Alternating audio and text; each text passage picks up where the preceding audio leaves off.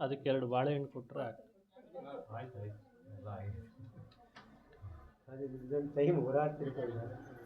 ಶ್ರೀ ಗುರುಭ್ಯೋ ನಮಃ. ಹರಿ ಓಂ. ಜನ್ಮಾದ್ಯಸ್ಯ ಯತೋನ್ಮಯಾದಿತರತಶ್ಚಾರ್ಥೇಷ್ವಭಿಜ್ಞಸ್ವರಾಟ್ ತೇನೇ ಬ್ರಹ್ಮಹೃದಾಯಾದಿಕವಯೇ ಮುಹ್ಯಂತಿ ಯಂ ಸೂರಯಃ ತೇಜೋ ವಾರಿಮೃದಾಂ ಯಥಾ ವಿನಿಮಯೋ ಯತ್ರ ತ್ರಿಸರ್ಗೋ ಮೃಷಾ धाम्ना स्वेन सदा निरस्तकुहकं सत्यं परं धीमहि. सृष्टिस्थित्यप्ययेहा नियतिदृशितमो बन्धमोक्षाश्च यस्मात् अस्य श्रीब्रह्मरुद्रप्रभृतिसुरनरद्वीषशत्रुत्मकस्य विष्णोर्व्यस्ताः समस्ताः सकलगुणनिधिः सर्वदोषव्यपेतः पूर्णानन्दो व्ययो यो गुरुरपि परमः चिन्तयेतं महान्तं. नारायणं नमस्कृत्य नरं चैव नरोत्तमं देवीं सरस्वतीं व्यासं ततो जयमुदीरयेत्. अभ्रमं भङ्गरहितम् अजडं विमलं सदा आनन्दतीर्थमतुलं भजे तापत्रयापहम्. यं प्रव्रजन्तमनुपेतमपेतकृत्यं द्वैपायनो विरहकातराजुहाव. पुत्रेति तन्मयतया तरवोऽपि नेदुः तं सर्वभूतहृदयं मुनिमानतोऽस्मि.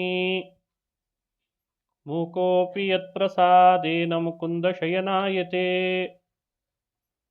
राजराजायते रिक्तो राघवेन्द्रं तमाश्रये. आपादमौलिपर्यन्तं गुरूणामाकृतिं स्मरेत् तेन विघ्नाः प्रणश्यन्ति सिद्ध्यन्ति च मनोरथाः. स्वस्त्यस्तु अशेषसतां सन्मङ्गलानि भवन्तु. सम्यक् श्लोकैकश्रवणपठनमात्रेण वक्तुश्च श्रोतॄणां निखिलकलिकृतकल्मषापनूदरपटुतरे धर्माद्यखिलपुरुषार्थसाधनीभूते श्रीमद्भागवते महापुराणे अद्य कथाप्रारम्भे किञ्चित् पूर्वप्रमेयानुवादः. ಶ್ರೀಹರಿವಾಯುಗುರುಗಳ ಚರಣಾರವಿಂದಗಳಲ್ಲಿ ಭಕ್ತಿಪೂರ್ವಕ ಪ್ರಣಾಮಗಳನ್ನು ಅರ್ಪಿಸಿ ಶ್ರೀಮದ್ ಭಾಗವತ ಮಹಾಪುರಾಣದ ಮಂಗಳ ಮಹೋತ್ಸವ ನಡೀತಾ ಇದೆ. ಮಂಗಳ ಅಂದಾಗ ಯಾರೆಲ್ಲ ಬಂದಿರ್ತಾರೆ ಅಂತ ಪುರಾಣದಲ್ಲಿ ಹೇಳ್ತಾರೆ. ಭಾಗವತ ಕಥೆ ಹೇಳಿ ಕೇಳಿ ಭಗವದ್ಭಕ್ತರೆಲ್ಲ ಸೇರಿ ಮಂಗಳ ಮಾಡ್ತಾರೆ ಅಂತಂದಾಗ ಯಾರ್ಯಾರು ಬಂದಿರ್ತಾರೆ? ಪ್ರಹ್ಲಾದಸ್ತಾಳಧಾರಿ ತರಳಘತಿತಯಾ ಚೋದ್ಧವಃ ಕಾಂಸ್ಯಧಾರಿ ವೀಣಾಧಾರಿ ಸುರರ್ಷಿ. ಪ್ರಹ್ಲಾದ, ಭಾಗವತೋತ್ತಮನಾದ ಪ್ರಹ್ಲಾದ ಅವರ ಮನೆ ಒಳಗೆ ಬಂದು ಸನ್ನಿಹಿತನಾಗ್ತಾನಂತ. ಕೈಯಲ್ಲಿ ತಾಳ ಹಿಡಿದು ಬಂದಿರ್ತಾನೆ. ಭಗವಂತನ ಕಥೆ ನಡೀತಾ ಇದೆ ಅಂತ ತಾಳ ಧರಿಸಿ ಬರ್ತಾನಂತ. ತಾಳಧಾರಿ ಇದ್ರೆ ತಾಳ ಅಂತದೊಂದು ವಾದ್ಯ ವಿಶೇಷ. ತರಳಗತಿತಯಾ ಚೋದ್ಧವ ಕಾಂಸ್ಯಧಾರಿ.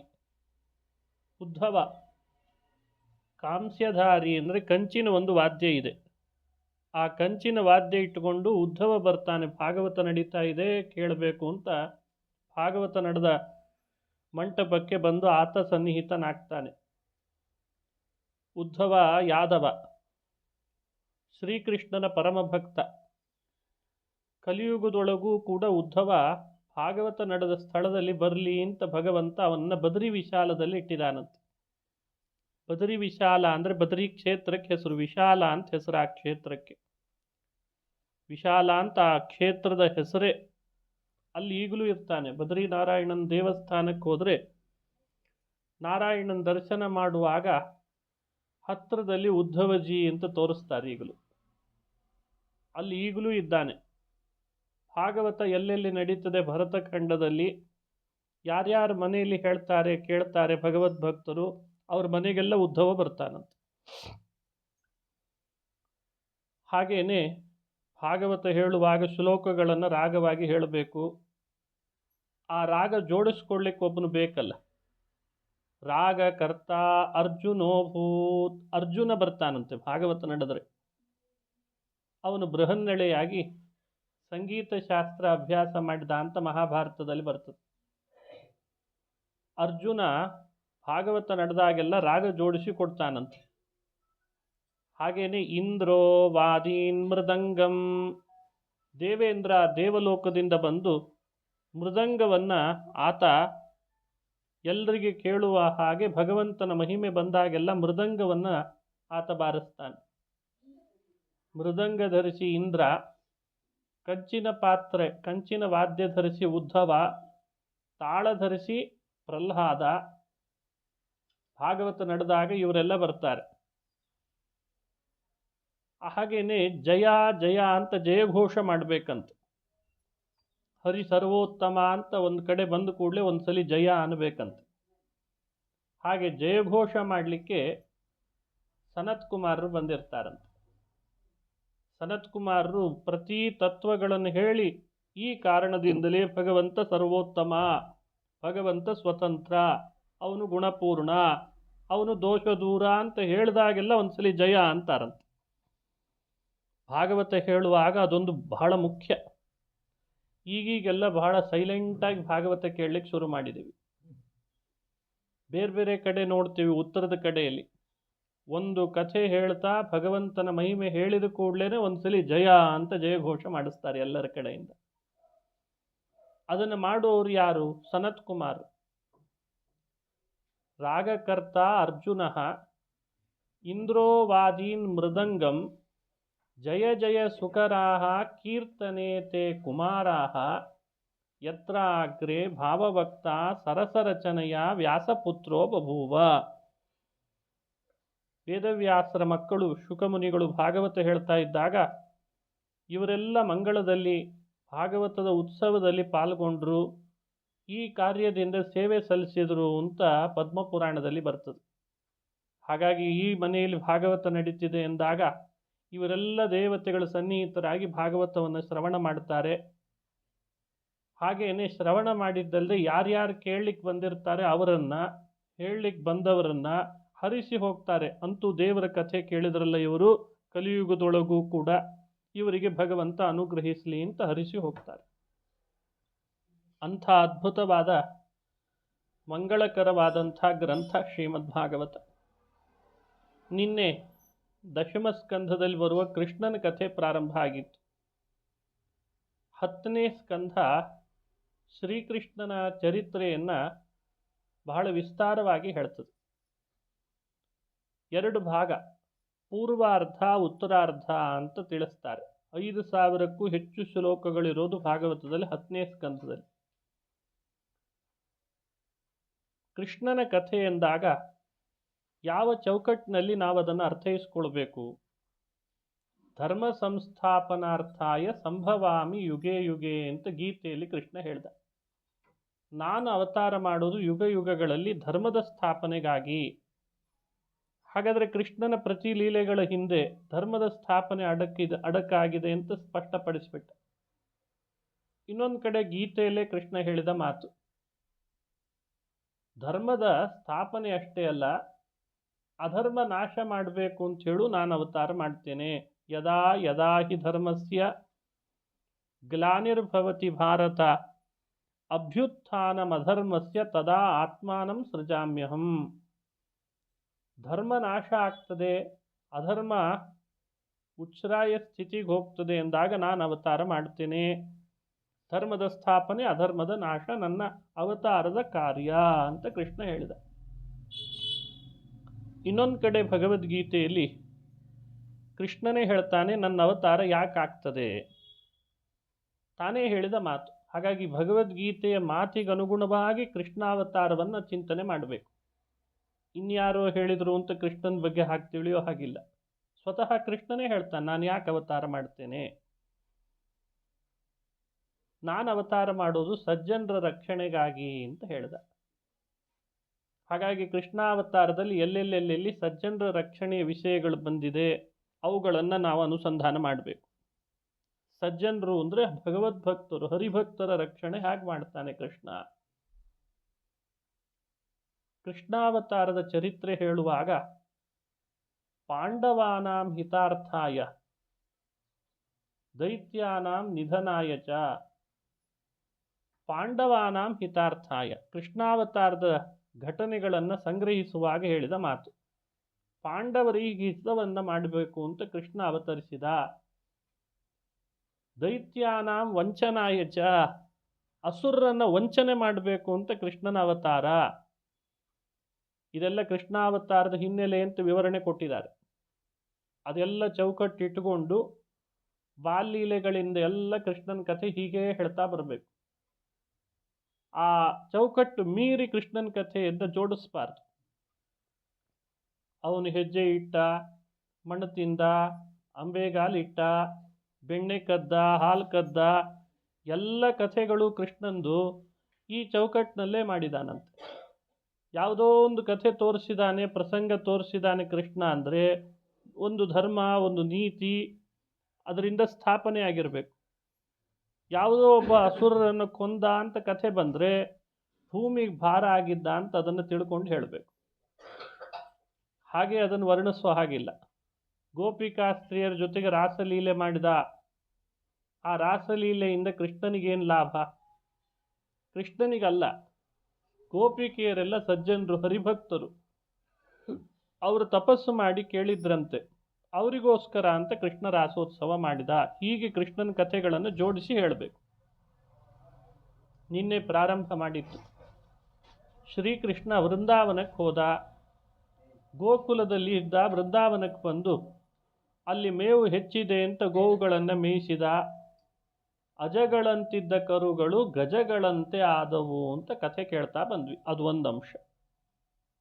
ಹಾಗೆ ಮುಂದುವರೆದ ಭಾಗ ಕೃಷ್ಣನ ಕಥೆಗಳಲ್ಲೇ ನೋಡೋಣ. ಶ್ರೀಕೃಷ್ಣ ಗೀತೆಯಲ್ಲಿ ಒಂದು ಮಾತು ಹೇಳ್ತಾನೆ, ನನಗೆ ವಿಹಿತ ಕರ್ಮ ಅಂತಿಲ್ಲ ಅರ್ಜುನ, ಆದರೆ ನಮಗೆಲ್ಲ ವಿಹಿತ ಕರ್ಮ ಅಂತಿದೆ ಅಂತೆ. ನಾವು ಮಾಡಲೇಬೇಕು ಕರ್ಮವನ್ನು. ಕರ್ಮದಿಂದ ನುಣುಚ್ಕೊಳ್ಳಿಕ್ಕೆ ಸಾಧ್ಯ ಇಲ್ಲ. ಸೋಚಿತ ಕರ್ಮಗಳಾಚರಿಸುತ್ತ ಬಲು ನೀಚನಲ್ಲಿ ಪೋಗ್ಯಾಚಿಸದೆ, ಖೇಚರವಾಹ ಚರಾಚರ ಬಂಧಕ ಮೋಚಕನಹುದೆಂದ್ಯೋಚಿಸುತ್ತಿಪ್ಪುದೆ ಫಲವಿದು ಬಾಳ್ದುದಕ್ಕೆ.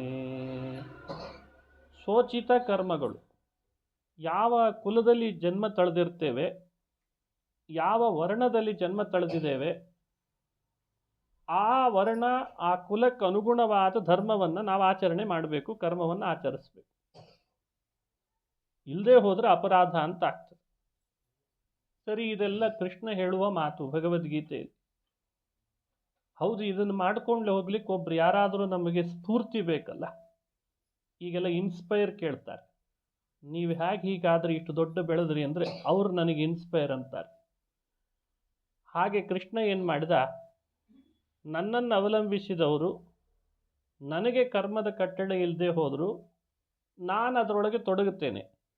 ನನ್ನ ನೋಡೋ ಎಲ್ಲ ಕಣ್ಣುಗಳು ನನ್ನಂತೆ ಇರುವಂತಾದರೆ ಸಾಕು. ಮಮ ವರ್ತ್ಮಾನುವರ್ತಂತೆ ಮನುಷ್ಯ ಪಾರ್ಥ ಸರ್ವಶಃ. ಇದು ಗೀತೆಯಲ್ಲಿ ಕೃಷ್ಣನ ನುಡಿ.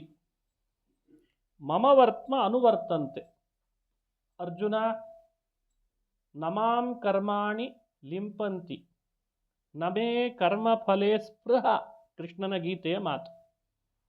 ಯಾವ ಕರ್ಮವೂ ನನಗೆ ಲೇಪ ಉಂಟಾಗಲ್ಲ. ಏನೋ ಪಾಪ ಬಂದು ನನಗೆ ಅಂಟ್ಕೊಂಡು ಬಿಡ್ತು, ನಾನು ಅದನ್ನು ಪ್ರಕ್ಷಾಳನೆ ಮಾಡ್ಕೊಳ್ಬೇಕು ಅಂತಿಲ್ಲ ಅಂತಾನೆ ಕೃಷ್ಣ. ಆಮೇಲೆ ಬಂದವರೆಲ್ಲ ಹಂಗೆ ಕೃಷ್ಣನ ಬಗ್ಗೆ ಕತೆ ಬರೆದ್ರಷ್ಟೆ. ಪಾಪ ಬಂತು, ಪುಣ್ಯ ಬಂತು ಅಂತ. ಅಯ್ಯಯ್ಯೋ, ರಾವಣನ ಕೊಂದುಬಿಟ್ನಲ್ಲ ಕೃಷ್ಣ. ರಾವಣ ಎಷ್ಟು 4 ವೇದ ಕಲ್ತು ಬಿಟ್ಟಿದ್ದ. ರಾವಣ ಸಂಹಾರ ಆದ ಕೂಡಲೇ ಬ್ರಹ್ಮಹತ್ಯೆ ಬಂತು. ಅದಕ್ಕೇನೆ ಹೋಗಿ ಸಮುದ್ರದಲ್ಲಿ ಏನು ಮಾಡಿದ, ಬಹಳ ದೊಡ್ಡ ಲಿಂಗವನ್ನು ಪ್ರತಿಷ್ಠೆ ಮಾಡಿ ಆಮೇಲೆ ಆತ ಬ್ರಹ್ಮಹತ್ಯೆಯನ್ನು ಕಳ್ಕೊಂಡ ಅಂತ ಹಿಂಗೆಲ್ಲ ಕಥೆ ಆಮೇಲೆ ಬರೆದ್ರದು. ಆದರೆ ರಾಮನಿಗೆ ಬ್ರಹ್ಮಹತ್ಯೆ ಬಂದದ್ದಲ್ಲ. ನಮಾಂ ಕರ್ಮಾಣಿ ಲಿಂಪಂತಿ, ನಾನು ಯಾವುದೇ ಕಾರ್ಯಗಳನ್ನು ಮಾಡಿದರೂ ಆ ಕಾರ್ಯದಿಂದ ಆಗುವ ಲೇಪ ನನಗಿಲ್ಲ. ಕೃಷ್ಣನಿಗೂ ಅಷ್ಟೆ, ಕರ್ಮಗಳ ಲೇಪ ಇಲ್ಲ. ನಮೇ ಕರ್ಮ ಫಲೇ ಸ್ಪೃಹ, ನಾನು ಮಾಡುವ ಕರ್ಮದೊಳಗೆ ಅದರ ಫಲದ ಆಸೆ ನನಗಿಲ್ಲ. ಇದೆಲ್ಲ ಕೃಷ್ಣ ಹೇಳ್ತಾನೆ. ಅರ್ಜುನನಿಗೆ ಸಂಶಯ ಬಂತು, ಹಾಗಾದರೆ ಇಷ್ಟೆಲ್ಲ ನೀನಿದ್ದಿ ಅಂದ ಮೇಲೆ ಮಾಡ್ತೀಯಾಕೆ ಅಂತ ಕೇಳಿದೆ. ಮಾಡ್ತೀಯಾಕೆ, ಯಾಕೆ ಮಾಡ್ತೇನೆ ಅಂತಂದರೆ ಕೃಷ್ಣನ ಉತ್ತರ, ಮಮ ವರ್ತ್ಮಾನುವರ್ತಂತೆ ಮನುಷ್ಯ ಪಾರ್ಥ ಸರ್ವಶಃ. ಈ ಮನುಷ್ಯ ಲೋಕ ನನ್ನನ್ನೇ ನೋಡ್ತಾ ಇದೆ. ನಾನು ಹೇಗೆ ನಡೀತೇನೆ ಹಾಗೆ ನಡೀತದೆ, ನಾನು ಹೇಗಿರ್ತೇನೆ ಹಾಗಿರ್ತದೆ. ಅವರನ್ನು ದಾರಿ ತಪ್ಪಿಸಬಾರ್ದು, ಅವರನ್ನು ಇದೇ ದಾರಿಯಲ್ಲಿ ಕರ್ಕೊಂಡು ಹೋಗಬೇಕು. ಶ್ರೀ ಸಾಮಾನ್ಯನನ್ನೂ ಇದೇ ದಾರಿಯಲ್ಲೇ ಕರ್ಕೊಂಡು ಬರಬೇಕು. ಇಲ್ಲದೇ ಇದ್ರೆ ಎಲ್ಲರೂ ಉಗ್ರಗಾಮಿಗಳಾಗಿ ಬಿಡ್ತಾರೆ. ಎಲ್ಲರನ್ನು ಉಗ್ರಗಾಮಿಗಳನ್ನು ಮಾಡಿ ಮತ್ತೆ ಭೂಮಿಗೆ ಭಾರ ಆಗೋ ಹಾಗೆ ಮಾಡಬಾರ್ದು. ಭೂಮಿ ಹಗುರಾಗಿರಬೇಕು ಅಂದರೆ ಪ್ರತಿಯೊಬ್ಬರೂ ಕರ್ತವ್ಯ ನಿರತರಾಗಬೇಕು, ಕರ್ಮ ನಿರತರಾಗಬೇಕು. ಅದಕ್ಕೆ ನಾನು ಕರ್ಮದಲ್ಲಿ ತೊಡಗ್ತೇನೆ ಅಂತ ಗೀತೆಯಲ್ಲಿ ಕೃಷ್ಣ ನುಡಿದಿದ್ದಾನೆ. ಬಾಲ್ಯಲೀಲೆಗಳನ್ನೆಲ್ಲ ಶ್ರೀಕೃಷ್ಣನ ಈ ನುಡಿಗೆ ಅನುಗುಣವಾಗಿ ವ್ಯಾಖ್ಯಾನ ಮಾಡಿಕೊಳ್ಬೇಕಂತ. ಹೇಗೆ ಅಂತ ಹೇಳ್ತೀನಿ. ಕೃಷ್ಣ ಹುಟ್ಟಿದ ಕುಲ ಯಾವುದು, ಕೃಷ್ಣನ ವರ್ಣ ಯಾವುದು, ಈಗಿನ ವಿಚಾರ ವ್ಯಾಧಿಗಳ ಜೊತೆಗೆ ಮಾತಾಡೋದು ಬೇಡ. ಅವನಿಗೆ ವರ್ಣ ಹಾಗೂ ಕುಲಗಳು ಅಂತ ನಿಮ್ಮಂತೆ ಇಲ್ಲದೆ ಹೋದರೂ ಭೂಮಿಗೆ ಬಂದಾಗಂತೂ ಅದನ್ನು ವಿಡಂಬನೆ ಮಾಡ್ತಾನೆ. ಅಲ್ಲಿ ಮತ್ತೆ ಇತಿಮಿತಿಗಳನ್ನು ಮೀರದೇ ನಡ್ಕೊಳ್ತಾನೆ. ಶ್ರೀಕೃಷ್ಣ ಹುಟ್ಟಿದ್ದು ಯಾರಲ್ಲಿ, ಯಾರಿಂದ ಹುಟ್ಟಿದ, ಯಾವ ಕುಲದಲ್ಲಿ ಹುಟ್ಟಿದ? ನಿಮಗೆ ಪರಿಚಯ ಇರೋ ಹಾಗೆ ಯಾದವ ಕುಲದಲ್ಲಿ ಹುಟ್ಟಿದ. ಯಾದವ ಕುಲದಲ್ಲಿ ಒಬ್ಬ ಹಿರಿಯ ಇದ್ದ, ಶೂರಸೇನ ಅಂತ. ಆ ಶೂರಸೇನನಿಗೆ ಇಬ್ಬರು ಪತ್ನಿಯರಿದ್ದರು. ಒಬ್ಬಳು ಕ್ಷತ್ರಿಯ ಕನ್ಯೆ, ಇನ್ನೊಬ್ಬಳು ವೈಶ್ಯ ಕನ್ಯೆ. ಆ ಕ್ಷತ್ರಿಯ ಕನ್ಯೆಯಲ್ಲಿ ಹುಟ್ಟಿದವನು ವಸುದೇವ, ವೈಶ್ಯ ಕನ್ಯೆಯಲ್ಲಿ ಹುಟ್ಟಿದವನು ನಂದಗೋಪ. ಹಿಂದೆಲ್ಲ ಈ ಕುಲದ ವ್ಯವಸ್ಥೆ ಒಳಗೆ ಯಾರು ಯಾವ್ಯಾವ ವರ್ಣದವರು ಅಂತ ನಿರ್ಣಯಿಸುವಾಗ ತಂದೆಯ ವರ್ಣ ಅಲ್ಲ, ತಾಯಿಯ ವರ್ಣವನ್ನು ಪ್ರಮುಖವಾಗಿ ಇಟ್ಕೊಳ್ತಿದ್ರಂತೆ. ಇತ್ತೀಚಿನ ದಿನಗಳಲ್ಲಿ ಒಂದು ಸುಪ್ರೀಂ ಕೋರ್ಟ್ ನಿರ್ಣಯ ಕೂಡ ಬಂದಿದೆ. ಎಲ್ಲಾದರೂ ಅಂತರ್ಜಾತೀಯ ವಿವಾಹಗಳಾದಾಗ ತಾಯಿಯ ವರ್ಣವನ್ನು ಮಗನಿಗೆ ಪರಿಗಣಿಸಬೇಕು ಅಂತ ಇತ್ತೀಚಿನ ಒಂದು ವಿಮರ್ಶಾತ್ಮಕವಾದ ನಿರ್ಣಯ ಬಂತು ಮೊನ್ನೆ. ಇದು ಬಹಳ ಹಿಂದೆ ಮಹಾಭಾರತ ಕಾಲದಲ್ಲಿ ಹೀಗೇ ನಡೀತಿತ್ತು. ಮಾತುರ್ಜಾತಿ ಪಿತುರ್ಗುಣಾಹ ಅಂತ ಒಂದು ನಿಯಮ ಹಾಕ್ಕೊಂಡಿತ್ತು. ವಿದುರ ವೇದವ್ಯಾಸನ ಮಗನಾದರೂ ವೇದವ್ಯಾಸನ ವರ್ಣ ಅಲ್ಲ. ಯಾಕೆ ಅಂದರೆ ವೇದವ್ಯಾಸನಿಂದ ದಾಸಿಯಲ್ಲಿ ಹುಟ್ಟಿದ್ರಿಂದ ಆತ ಆಡಳಿತಗಾರನಾಗಲಿಕ್ಕೆ ಅವಕಾಶ ಆಗಲಿಲ್ಲ. ಅವನೇನಿದ್ರು ಎಲ್ಲಿರಬೇಕಾಯಿತು, ಶೂದ್ರ ವರ್ಣದಲ್ಲಿ ಪರಿಗಣಿಸುವಂತಾಯಿತು. ಆದರೆ ಮಹಾಭಾರತ ವರ್ಣದಿಂದ ಶೂದ್ರ ಅಂತ ವಿದುರನ ಬಗ್ಗೆ ಹೇಳದೇ ಬಿಡಲಿಲ್ಲ. ಯಾಕಂದರೆ ನಿಮ್ಮೆಲ್ಲ ಸನಾತನ ಗ್ರಂಥಗಳು ಬಹಳ ವರ್ಣದಿಂದ ಕಡಿಮೆ ಇದ್ದಾರೆ ಅಂತ ಅವ್ರನ್ನ ದೂರ ಸರಿಸಿದ್ದಾರೆ ಅಂತ ಹೇಳಿದೆ. ಯಾವ ವ್ಯಕ್ತಿ ವಿದುರನನ್ನು ಮಹಾಭಾರತದುದ್ದಕ್ಕೂ ವೇದವ್ಯಾಸರು ಮಹಿಮೆಯನ್ನು ಹೇಳ್ತಾರೆ. ಎಷ್ಟು ಜ್ಞಾನಿ, ಎಷ್ಟು ಬುದ್ಧಿವಂತ, ಎಂಥ ಮಹಾನುಭಾವ, ಎಷ್ಟು ಪಾಂಡವರಿಗೆ ಒಡನಾಡಿಯಾಗಿದ್ದ, ಮಂತ್ರಿಯಾಗಿದ್ದ ಧೃತರಾಷ್ಟ್ರನಲ್ಲಿ ರಾಜ್ಯದಲ್ಲಿ ಅಂತ ವರ್ಣನೆ ಮಾಡಿದ. ಇದರಿಂದಲೇ ಮನುಷ್ಯ ಅರ್ಥೈಸಿಕೊಳ್ಬೇಕು. ವಿದುರನಿಗೆ ಆ ಥರದ್ದು ಒಂದು ವರ್ಣ ಬರಲಿಕ್ಕೆ ಕಾರಣ ವೇದವ್ಯಾಸ ತಂದೆಯಾದರೂ ತಾಯಿಯ ವರ್ಣಕ್ಕನುಗುಣವಾಗಿ ಪರಿಗಣಿಸಬೇಕಾಯ್ತಂತೆ. ಹಾಗಾದರೆ ವಸುದೇವ ಯಾರು, ನಂದಗೋಪ ಯಾರು? ಶೂರಸೇನ ಯಾದವನಿಗೆ ಕ್ಷತ್ರಿಯ ಕನ್ಯೆಯಲ್ಲಿ ಹುಟ್ಟಿದ್ರಿಂದ ವಸುದೇವ ಕ್ಷತ್ರಿಯ ವರ್ಣದವನಾದ. ಆದರೆ ವಿಚಿತ್ರ ನೋಡಿ, ಅದೇ ಶೂರಸೇನನ ಮಗ ಇನ್ನೊಬ್ಬನಿದ್ನಲ್ಲ ನಂದಗೋಪ, ವೈಶ್ಯ ವರ್ಣದ ಕನ್ಯೆಯಲ್ಲಿ ಹುಟ್ಟಿದ್ದಕ್ಕೆ ತಾಯಿಯ ವರ್ಣಕ್ಕನುಗುಣ ಅವನು ವೈಶ್ಯನಾದ. ಇವರಿಬ್ಬರಲ್ಲಿ ಶೂರಸೇನ ನಂದಗೋಪನನ್ನು ನೀನು ವೈಶ್ಯ ವರ್ಣದಲ್ಲಿ ಹುಟ್ಟಿದವ, ಆದ್ದರಿಂದ ನೀನು ವ್ಯಾಪಾರ, ಗೋವುಗಳ ಸಾಗಾಟ, ನೀನು ಆ ಥರದ ವೃತ್ತಿಯನ್ನು ಬದುಕು ಅವಲಂಬಿಸಬೇಕು ಅಂತ ಹೇಳಿದ್ದ. ಅವನು ಮಥುರಾ ಪಟ್ಟಣದಿಂದ ಗೋಕುಲದಲ್ಲಿ ಬಂದು ವಾಸ ಮಾಡಿಕೊಂಡು ತನ್ನದೇ ಆದ ಗೋವುಗಳ ಸಂಪಾದನೆ, ಅವುಗಳದ್ದೇ ವೃತ್ತಿ ಬದುಕು ಕಟ್ಟಿಕೊಂಡು ಧಾರ್ಮಿಕನಾಗಿ ಭಗವದ್ಭಕ್ತನಾಗಿ ಕಾಲ ಕಳೀತಾ ಇದ್ದ. ವಸುದೇವನಿಗೆ ವಿವಾಹ ಆಯಿತು. ವಸುದೇವನ ಪತ್ನಿಯರು ಬಹಳ. ಅದರಲ್ಲಿ ಒಬ್ಬಳು ಪತ್ನಿ, ಅವಳು ಹಿಂದಿನ ಜನ್ಮದಲ್ಲಿ ಅದಿತಿ, ಅವಳೇ ದೇವಕಿಯಾಗಿ ಹುಟ್ಟಿದ್ಲು. ದೇವಕಿಗೂ ವಸುದೇವನಿಗೂ ವಿವಾಹ ಮಾಡಿಸಿದ ಮೇಲೆ ದೇವಕಿ ಗರ್ಭದಲ್ಲಿ ಕೃಷ್ಣ ಜನ್ಮ ತಳೆದ, ಅವತರಿಸಿದ. ಹಾಗಾದರೆ ದೇವಕಿ ಅವಳು ಹುಟ್ಟುವಾಗಲೇ ದೇವಕ ಅಂತ ಒಬ್ಬನಿದ್ದ. ಆ ದೇವಕ ಕುಲದಲ್ಲಿ ಬಂದವಳು ದೇವಕಿ ಅಂತ ಹೆಸರು ಬಂದಿತ್ತು. ಅವಳು ಕ್ಷತ್ರಿಯಳು, ವಸುದೇವನು ಕ್ಷತ್ರಿಯ. ಇಬ್ಬರಿಗೂ ವಿವಾಹ ಆಯಿತು. ಶ್ರೀಕೃಷ್ಣ ಯಾವ ವರ್ಣದವನಾಗಬೇಕಾಯಿತು? ಹಾಗಾಗಿ ಅವನಿಗೆ ಈ ರೀತಿ ವರ್ಣ ಬಂತು ಅಂತ ಭಗವತ್ಪಾದರು ಮಹಾಭಾರತ ತಾತ್ಪರ್ಯದಿಂದ ಅನುಸಂಧಾನ ಮಾಡಿಸಿದರು. ಸಂಸ್ಕಾರ ಅಂತ ಮಾಡದ ಹೊರತು ವರ್ಣಗಳಲ್ಲಿ ಹುಟ್ಟಿದರೂ ಕೂಡ ವ್ಯರ್ಥ. ಆ ವರ್ಣಕ್ಕೆ ಉಚಿತವಾದ ಸಂಸ್ಕಾರ ಮಾಡಿಸ್ಬೇಕು ಅಂತ ವಸುದೇವ ಹುಟ್ಟಿದ ಕೃಷ್ಣನಿಗೆ ನಂದಗೋಕುಲಕ್ಕೆ ಸಂಸ್ಕಾರ ಮಾಡಲಿಕ್ಕೆ ಅಂತ ಯಾವಾಗಲೂ ತಮ್ಮ ಕುಲಪುರೋಹಿತರನ್ನ ಕಳಿಸ್ತಿದ್ದಂತೆ. ಅವನೇನೆ ಗರ್ಗ ಅಂತ.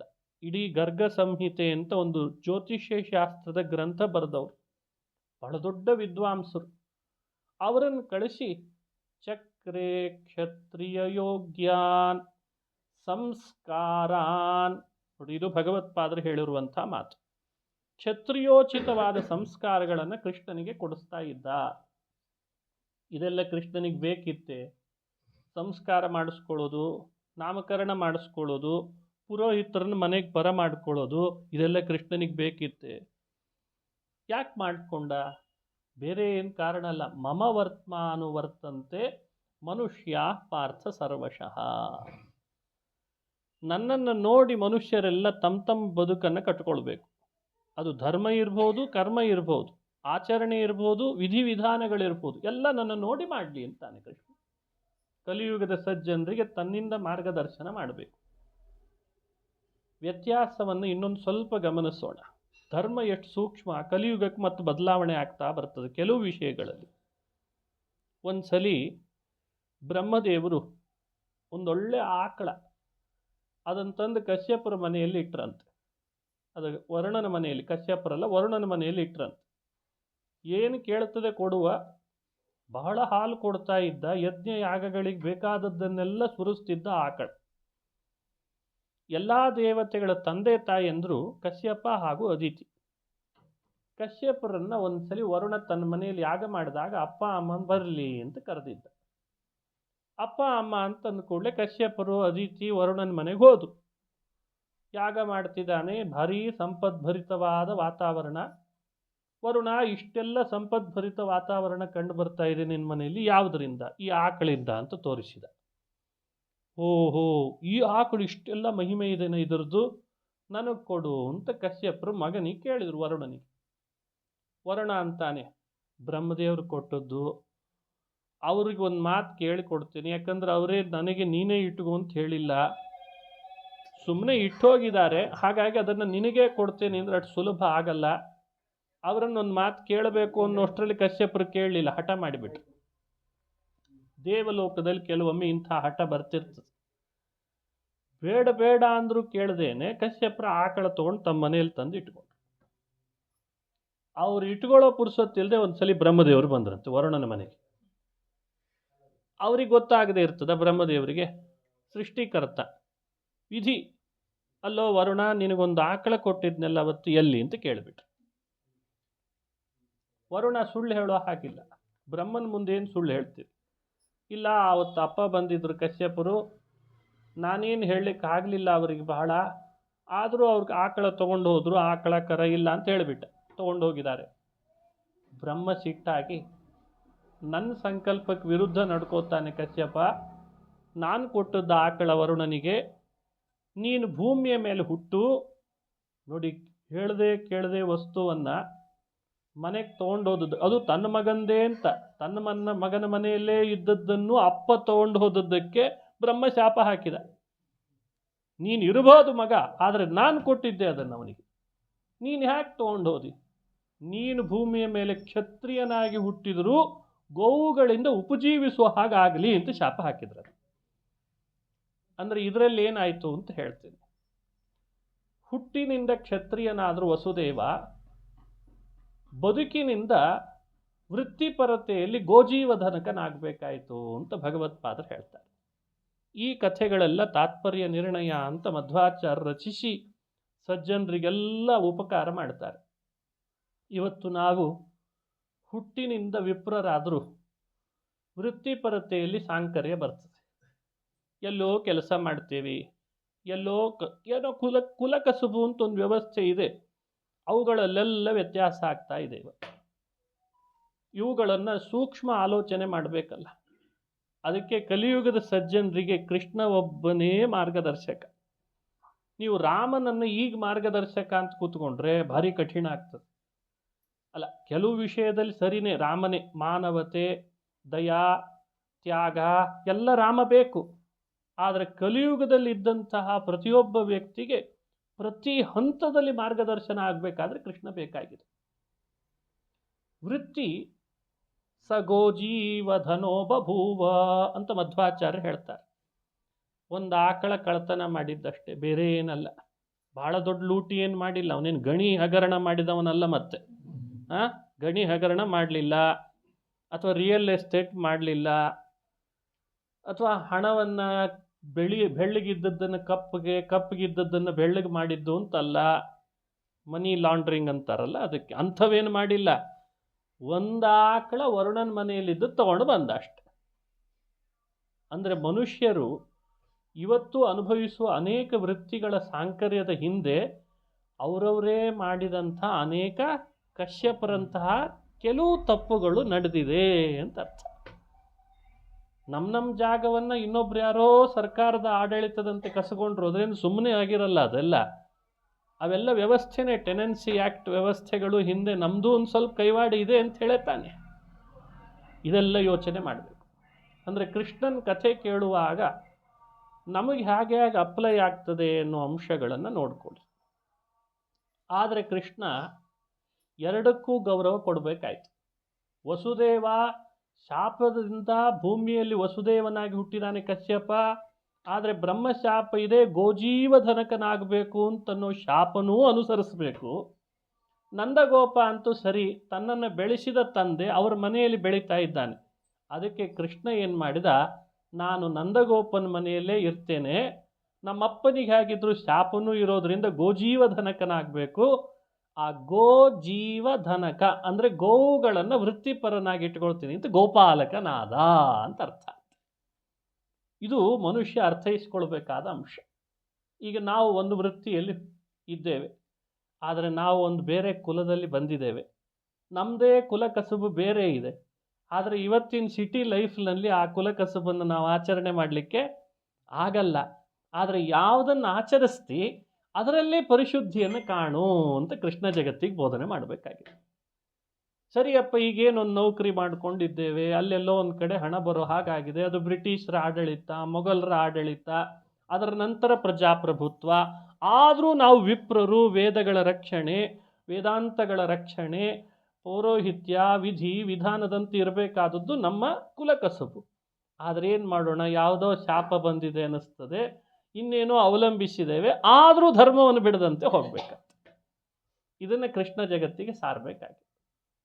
ಉದ್ದಕ್ಕೂ ತನ್ನ ಮಹಿಮೆಗಳನ್ನು ತೋರಿಸ್ತಾ ಕೃಷ್ಣ ಬಾಲ್ಯಲೆಗಳನ್ನೆಲ್ಲ ಅದಕ್ಕೆ ಏನು ಮಾಡಿಬಿಟ್ಟ ಕೃಷ್ಣ, ನಮ್ಮಪ್ಪ ವಸುದೇವ, ನಾನು ಬೆಳೀತಾ ಇರೋದು ನಂದಗೋಪನ ಮನೆಯಲ್ಲಿ, ಅದಕ್ಕೆ ನಾನು ಈ ಕೂಡಲೇ ಸಾಫ್ಟ್ವೇರ್ ಆಗಲ್ಲ ಅಂತಂದ. ಅಂದರೆ ನಾನು ಮಥುರಾ ಪಟ್ಟಣದ ರಾಜನೀತಿಯಲ್ಲಿ ನಾನು ನುಗ್ಗಲ್ಲ, ಪಟ್ಟಣದಲ್ಲಿ ನನ್ನ ಅಧ್ಯಯನ ಅಂತ ಆಗೋದಲ್ಲ. ನನ್ನ ಬೆಳವಣಿಗೆ, ನನ್ನ ಆಟ, ನನ್ನ ಓಟ, ನನ್ನ ಮಾತು, ಕಥೆ ಎಲ್ಲ ಯಾರ ಜೊತೆಗಿರಬೇಕು? ಹಳ್ಳಿಗಾಡದಲ್ಲಿ ಇರಬೇಕು. ಇದನ್ನು ನೋಡ್ಲಿಕ್ಕೆ ಕೂತವ್ರು ಯಾರು ಕುತೂಹಲದಿಂದ ಅಂದರೆ ದೇವತೆಗಳಂತೆ. ದೇವತೆಗಳೆಲ್ಲ ಕೃಷ್ಣ ಏನು ಮಾಡ್ತಾನೆ ಅಂತ ನೋಡ್ತಿದ್ರಂತೆ. ತಾನು 14 ಲೋಕದ ಒಡೆಯ ಅಂತ ತನ್ನದೇ ಟಿವಿಯಲ್ಲಿ ಕೂತ್ಕೊಂಡ್ಬಿಟ್ಟಿದ್ರೆ ಕೃಷ್ಣ ಹತ್ರನೇ ಬರಲ್ಲ ಯಾರು. ಅದಕ್ಕೆ ಹಾಗೆ ಮಾಡಲಿಲ್ಲ. ಬೆಣ್ಣೆನೇ ಕದಿತಿದ್ದ, ಹಾಲನ್ನೇ ಕುಡಿತಿದ್ದ, ಆಕಳನ್ನೇ ಮೇಯಿಸ್ತಿದ್ದ. ಎಲ್ಲರೂ ದನಗಾಯಿಗಳು ಹೊರಟ ಹಾಗೆ ತಾನೂ ಕೂಡ ಅವ್ರ ಹಿಂದೆ ಹೋಗ್ತಿದ್ದ, ಆಕಳುಗಳ ಹಿಂದೆ ಯಾಕಷ್ಟಿದ್ದ ಅಂತ ಪ್ರಶ್ನೆ. ಯಾಕಿದ್ದ ಅಂದರೆ ನಮ್ಮ ಅಪ್ಪನ ಕುಲಕಸುಬು ಇದ್ದೇನೆ ಅಂತಂದ ಅಷ್ಟೇ. ಇದಕ್ಕೆ ಸೋಚಿತ ಕರ್ಮಗಳಾಚರಿಸುತ್ತ ಬಲು ನೀಚನಲ್ಲಿ ಪೋಗ್ಯಾಚಿಸದೆ. ಇದನ್ನು ಯೋಚನೆ ಮಾಡಬೇಕು ಮನುಷ್ಯ. ನಾನು ಯಾವ ಕುಲದಲ್ಲಿ ಬಂದಿದೆ, ನನಗೇನು ಸಂಸ್ಕಾರ ಇದೆ, ನನ್ನೊಳಗೆ ಏನು ಅಭಿವ್ಯಕ್ತಿ ಆಗಬೇಕಿದೆ, ಆ ಅಭಿವ್ಯಕ್ತಿಗೆ ಪೂರಕವಾದ ಕರ್ಮಗಳು ನನ್ನಿಂದ ಏನು ನಡಿಬೇಕು. ಇದು ಸಾರ್ವಜನಿಕ ಅಂತ ಹೇಳಲ್ಲ. ಸರಿಪ ನೀನು ಆ ರೀತಿ ಕುಲದಲ್ಲಿ ಬಂದವನು, ನೀನು ಹಾಗೆ ಅದನ್ನು ವರ್ತನೆ ಮಾಡು. ನೀನು ಈ ಕುಲದಲ್ಲಿ ಬಂದವನು, ನೀನು ಇದನ್ನು ವರ್ತನೆ ಮಾಡು. ಅವುಗಳನ್ನು ಬಿಡದಂತೆ ಉಳಿದನ್ನು ಅಳವಡಿಸ್ಕೊಳ್ಳೋ ಪ್ರಯತ್ನ ಮಾಡಬೇಕು ನಾವು. ದೇಶ ವಿದೇಶ ಅವುಗಳಲ್ಲಿ ನಡೀತಿರೋ ವ್ಯವಹಾರ, ಅಲ್ಲಿ ನಡೀತಿರೋ ಆರ್ಥಿಕ ಮುಗ್ಗಟ್ಟು ಅಥವಾ ಆರ್ಥಿಕ ಬೆಳವಣಿಗೆ, ಮೀಡಿಯಾ, ಎಲೆಕ್ಟ್ರಾನಿಕ್ ಉಪಕರಣ ಎಲ್ಲ ಬೆಳವಣಿಗೆ ಆಗಲಿ, ಆದರೆ ನಮ್ಮದು ಅಂತ ಒಂದು ಕುಲ ಉಳಿಸ್ಕೊಳ್ಬೇಕಲ್ಲ, ನಮ್ಮದು ಅಂತ ಧರ್ಮ, ನಮ್ಮದು ಅಂತ ಆಚಾರ ಉಳಿಸ್ಬೇಕಲ್ಲ. ಅದನ್ನು ಕೃಷ್ಣ ಲೋಕಕ್ಕೆ ಬೋಧಿಸುವಾಗ ಗೀತೆಯಲ್ಲಿ ಸ್ವಧರ್ಮ ಅಂತ ಶಬ್ದ ಆಡಿದ್ದಂತೆ. ಸ್ವಧರ್ಮೇ ನಿಧನಂ ಶ್ರೇಯ ಪರಧರ್ಮೋ ಭಯಾವಹ. ಎಲ್ಲ ಮಿರ ಕಾಣಿಸ್ತದೆ. ನಿಂದು ಮಾತ್ರ ಯಾಕೋ ಎಡವಟ್ಟು ಅಂತ ಕಾಣಿಸ್ತದೆ ಯಾವಾಗಲೂ ಹಾಗೆ. ಅದಂಥೇಳಿ ಇದನ್ನು ಬಿಟ್ಟು ಅಲ್ಲಿಗೆ ಹೋದ ಕೂಡಲೇ ಆವಾಗ ಅಲ್ಲಿ ಎಡವಟ್ಟು ಶುರು ಆಗ್ತದೆ. ಅಯ್ಯೋ ಇದು ಯಾಕೋ ಸರಿ ಇಲ್ಲ ಅಂತ ಇಲ್ಲಿ ಇದು ಚೆನ್ನಾಗಿ ಕಾಣಿಸ್ಲಿಕ್ಕೆ ಶುರು ಆಗ್ತದೆ. ಅದಕ್ಕೆ ಕೃಷ್ಣ ಅರ್ಜುನನಿಗೆ ಉಪದೇಶ ಮಾಡಿದ, ಸ್ವಧರ್ಮೇ ನಿಧನಂ ಶ್ರೇಯ ಧರ್ಮ್ಯಾಧಿ ಯುದ್ಧಾತ್ ಶ್ರೇಯೋನ್ಯತ್ ಕ್ಷತ್ರಿಯಸ್ಯ ನ ವಿದ್ಯತೆ ಅಂತ ಕೃಷ್ಣ ಹೇಳಿದ. ಹೀಗಾಗಿ ಆಕಳುಗಳ ಮಧ್ಯದಲ್ಲಿ ಕೃಷ್ಣ ಬೆಳೆದದ್ದು, ತಾನೂ ಬೆಳೆದದ್ದಲ್ಲದೆ ತನ್ನವರನ್ನೂ ಬೆಳೆಸಿದ್ದು, ಗೋವುಗಳಿಂದಲೇ ಉಪಜೀವನ ಮಾಡುವ ಹಾಗೆ ಎಲ್ಲರನ್ನ ಪ್ರೋತ್ಸಾಹಿಸಿದ್ದು, ಅದೆಲ್ಲ ಕೃಷ್ಣನ ದೈನಂದಿನ ಬದುಕಿನೊಳಗೆ ಅಷ್ಟು ಗೋಪಾಲಕನಾಗಿ ಮೆರೆದಿದ್ದರ ಕಾರಣ ಎಲ್ಲರನ್ನ ಈ ದಾರಿಗೆ ಬರೋ ಹಾಗೆ ಮಾಡಬೇಕಾಗಿತ್ತು. ಅದಕ್ಕೆ ಮಾಡಿದ. ಇದು ಒಂದು ಅಂಶ.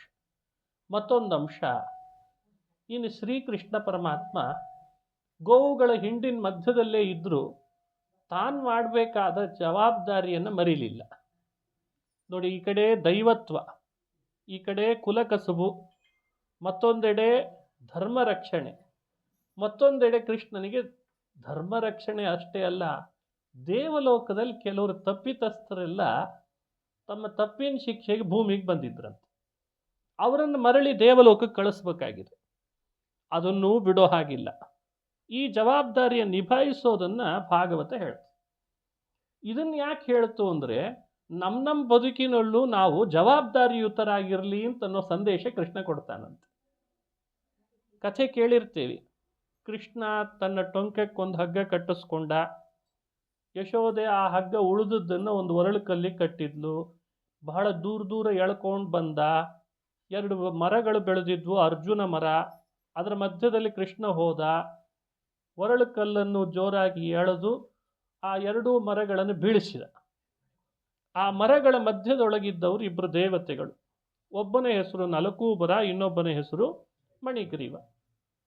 ಅವರು ಬಂದು ಕೈ ಮುಗಿದು ಕೃಷ್ಣನಿಗೆ ನಮಸ್ಕಾರ ಮಾಡಿ ಆಕಾಶದಲ್ಲಿ ನಿಂತಿದ್ದಾರೆ, ಸ್ತೋತ್ರ ಮಾಡ್ತಾ ಇದ್ದಾರೆ. ಮರ ಶರೀರ ಕೆಳಗೆ ಬಿದ್ದೋಯ್ತು. ವಾಣಿ ಗುಣಾನು ಕಥನೆ ಶ್ರವಣೋ ಕಥಾಯ ಚೇತಶ್ಚ ಕರ್ಮಸು ಮನಸ್ತವ ಪಾದಯೋರ್ನಃ ಸ್ಮೃತ್ಯಾಂ ಶಿರಃ. ನೋಡಿ, ಇದೆಲ್ಲ ಅವರು ಸ್ತೋತ್ರ ಮಾಡಿದ್ದು ಭಾಗವತದಲ್ಲಿ ಬಂತು. ಅವರಂತಾರೆ, ನಮ್ಮ ಮಾತು ನಿನ್ನ ಗುಣಕಥನವನ್ನೇ ಮಾಡೋ ಹಾಗಾಗಲಿ ಕೃಷ್ಣ. ನಮ್ಮ ನೋಟ ಸದಾ ನಿನ್ನ ಭಕ್ತರ ದರ್ಶನ ಮಾಡುವಂತೆ ಮಾಡು. ನಮ್ಮ 2 ಕಿವಿಗಳು ನಿನ್ನ ಕಥಾಶ್ರವಣದಲ್ಲಿ ಯಾವಾಗಲೂ ಇರುವಂತೆ ಮಾಡು ಅಂತ ಪ್ರಾರ್ಥನೆ ಮಾಡಿದರು. ಅವರ ಚರಿತ್ರೆ ಭಾಗವತ ಯಾಕೆ ಹೇಳ್ತು? ಒಂದು, ಕೃಷ್ಣನ ಜವಾಬ್ದಾರಿ ಎಷ್ಟು ಚೆನ್ನಾಗಿ ನಿಭಾಯಿಸಿದ ಅಂತ ತೋರಿಸ್ಬೇಕಿತ್ತು. ಇನ್ನೊಂದು, ದೇವಲೋಕದಲ್ಲೂ ತಪ್ಪು ನಡೀತದೆ ಅನ್ನೋ ಮಾಹಿತಿಯನ್ನು ಕೊಡಬೇಕಿತ್ತು. ಯಾವುದೇ ತಪ್ಪು ನಡೆದರೂ ಕೂಡ ದೇವಲೋಕದಲ್ಲಿ ಶಿಕ್ಷೆ ಇಲ್ಲದೆ ಇಲ್ಲ ಅಂತ ಅನ್ನೋ ಅಭಿಪ್ರಾಯನೂ ತಿಳಿಸ್ಬೇಕಿತ್ತು. ಆಮೇಲೆ ದೊಡ್ಡವರ ವಿಷಯದಲ್ಲಿ ತಪ್ಪು ಸಣ್ಣದಾದರೂ ಯಾರ ವಿಷಯದಲ್ಲಿ ಮಾಡಿರ್ತಾನೆ ಆ ತಪ್ಪು ದೊಡ್ಡದಾಗ್ತದೆ ಅಂತ ಹೇಳಿ ನಮಗೆ ಎಚ್ಚರಿಕೆ ಕೊಡಬೇಕಿತ್ತು. ಇಷ್ಟೆಲ್ಲ ಭಾಗವತದ ಒಂದೇ ಚರಿತ್ರೆಗಳು ನಮಗೆ ಸಂದೇಶ ಕೊಡ್ತದೆ ನೋಡಿ. ಇದಕ್ಕೆ ದಂಡ ನೀತಿ ಅಂತಾರೆ. ಶ್ರೀಮಂತಿಕೆಯ ಮದ ಆ ಇಬ್ಬರಿಗೆ, ನಲಕೂಬರ ಹಾಗೂ ಮಣಿಗ್ರೀವರಿಗೆ. ಯಾಕಂದರೆ ಅವರ ತಂದೆ ಕುಬೇರ. ಕುಬೇರ ಅಂದರೆ ಯಾರಿಗೆ ಗೊತ್ತಿಲ್ಲ. ಧನಾಧ್ಯಕ್ಷ, ಆ ಹಣದ ಅಮಲು ಅವರಿಬ್ಬರಿಗೆ ಬಂತು. ಶ್ರೀಮಂತರು ನಾವು, ನಮ್ಮನ್ನು ಯಾರು ಕೇಳೋರು ಅಂತ. ರೂಪ ಮದ ಮೇಲಾಗಿ ಧನ ಮದ. ಹೆಂಗೇಳಿಯರನ್ನು ಕರ್ಕೊಂಡು ಸರೋವರದಲ್ಲಿ ವಿವಸ್ತ್ರರಾಗಿ ಸ್ನಾನ ಮಾಡ್ತಾ ಮದಿರಾಪಾನ ಮಾಡ್ತಾ ಹಾಗಂದ್ರಾಗಿ ಇರ್ತಿದ್ರಂತೆ. ನಾರದರು ಅದೇ ದಾರಿಯಲ್ಲಿ ಪ್ರಯಾಣ ಮಾಡ್ತಾ ಬರ್ತಿದ್ದಾರೆ. ನಾರದರು ಎಷ್ಟು ದೊಡ್ಡ ಮಹಾತ್ಮರು, ಭಾಗವತೋತ್ತಮರು.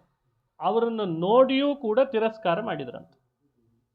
ನಾರದರನ್ನು ತಿರಸ್ಕಾರ ಮಾಡಿದ ಕೂಡಲೇ ನಾರದರಂತಾರೆ, ಕುಬೇರನಂಥವನ ಮಕ್ಕಳಾಗಿ ಇದು ದೇವಲೋಕ ಅಂತ ತಿಳಿದು ಹಗಲು ಹೊತ್ತು ಮಧುರಾಪಾನ ಮಾಡಿ ಹೆಂಗೆಳೆಯರ ಜೊತೆ ವಿವಸ್ತ್ರರಾಗಿ ಆಟ ಆಡ್ತಿದ್ದೀರಾ, ಇದು ಅಪರಾಧ ಅಲ್ವೇ? ಈ ಅಪರಾಧಕ್ಕೆ ಶಿಕ್ಷೆ ಹಾಕಬೇಕೋ ಬೇಡವೋ?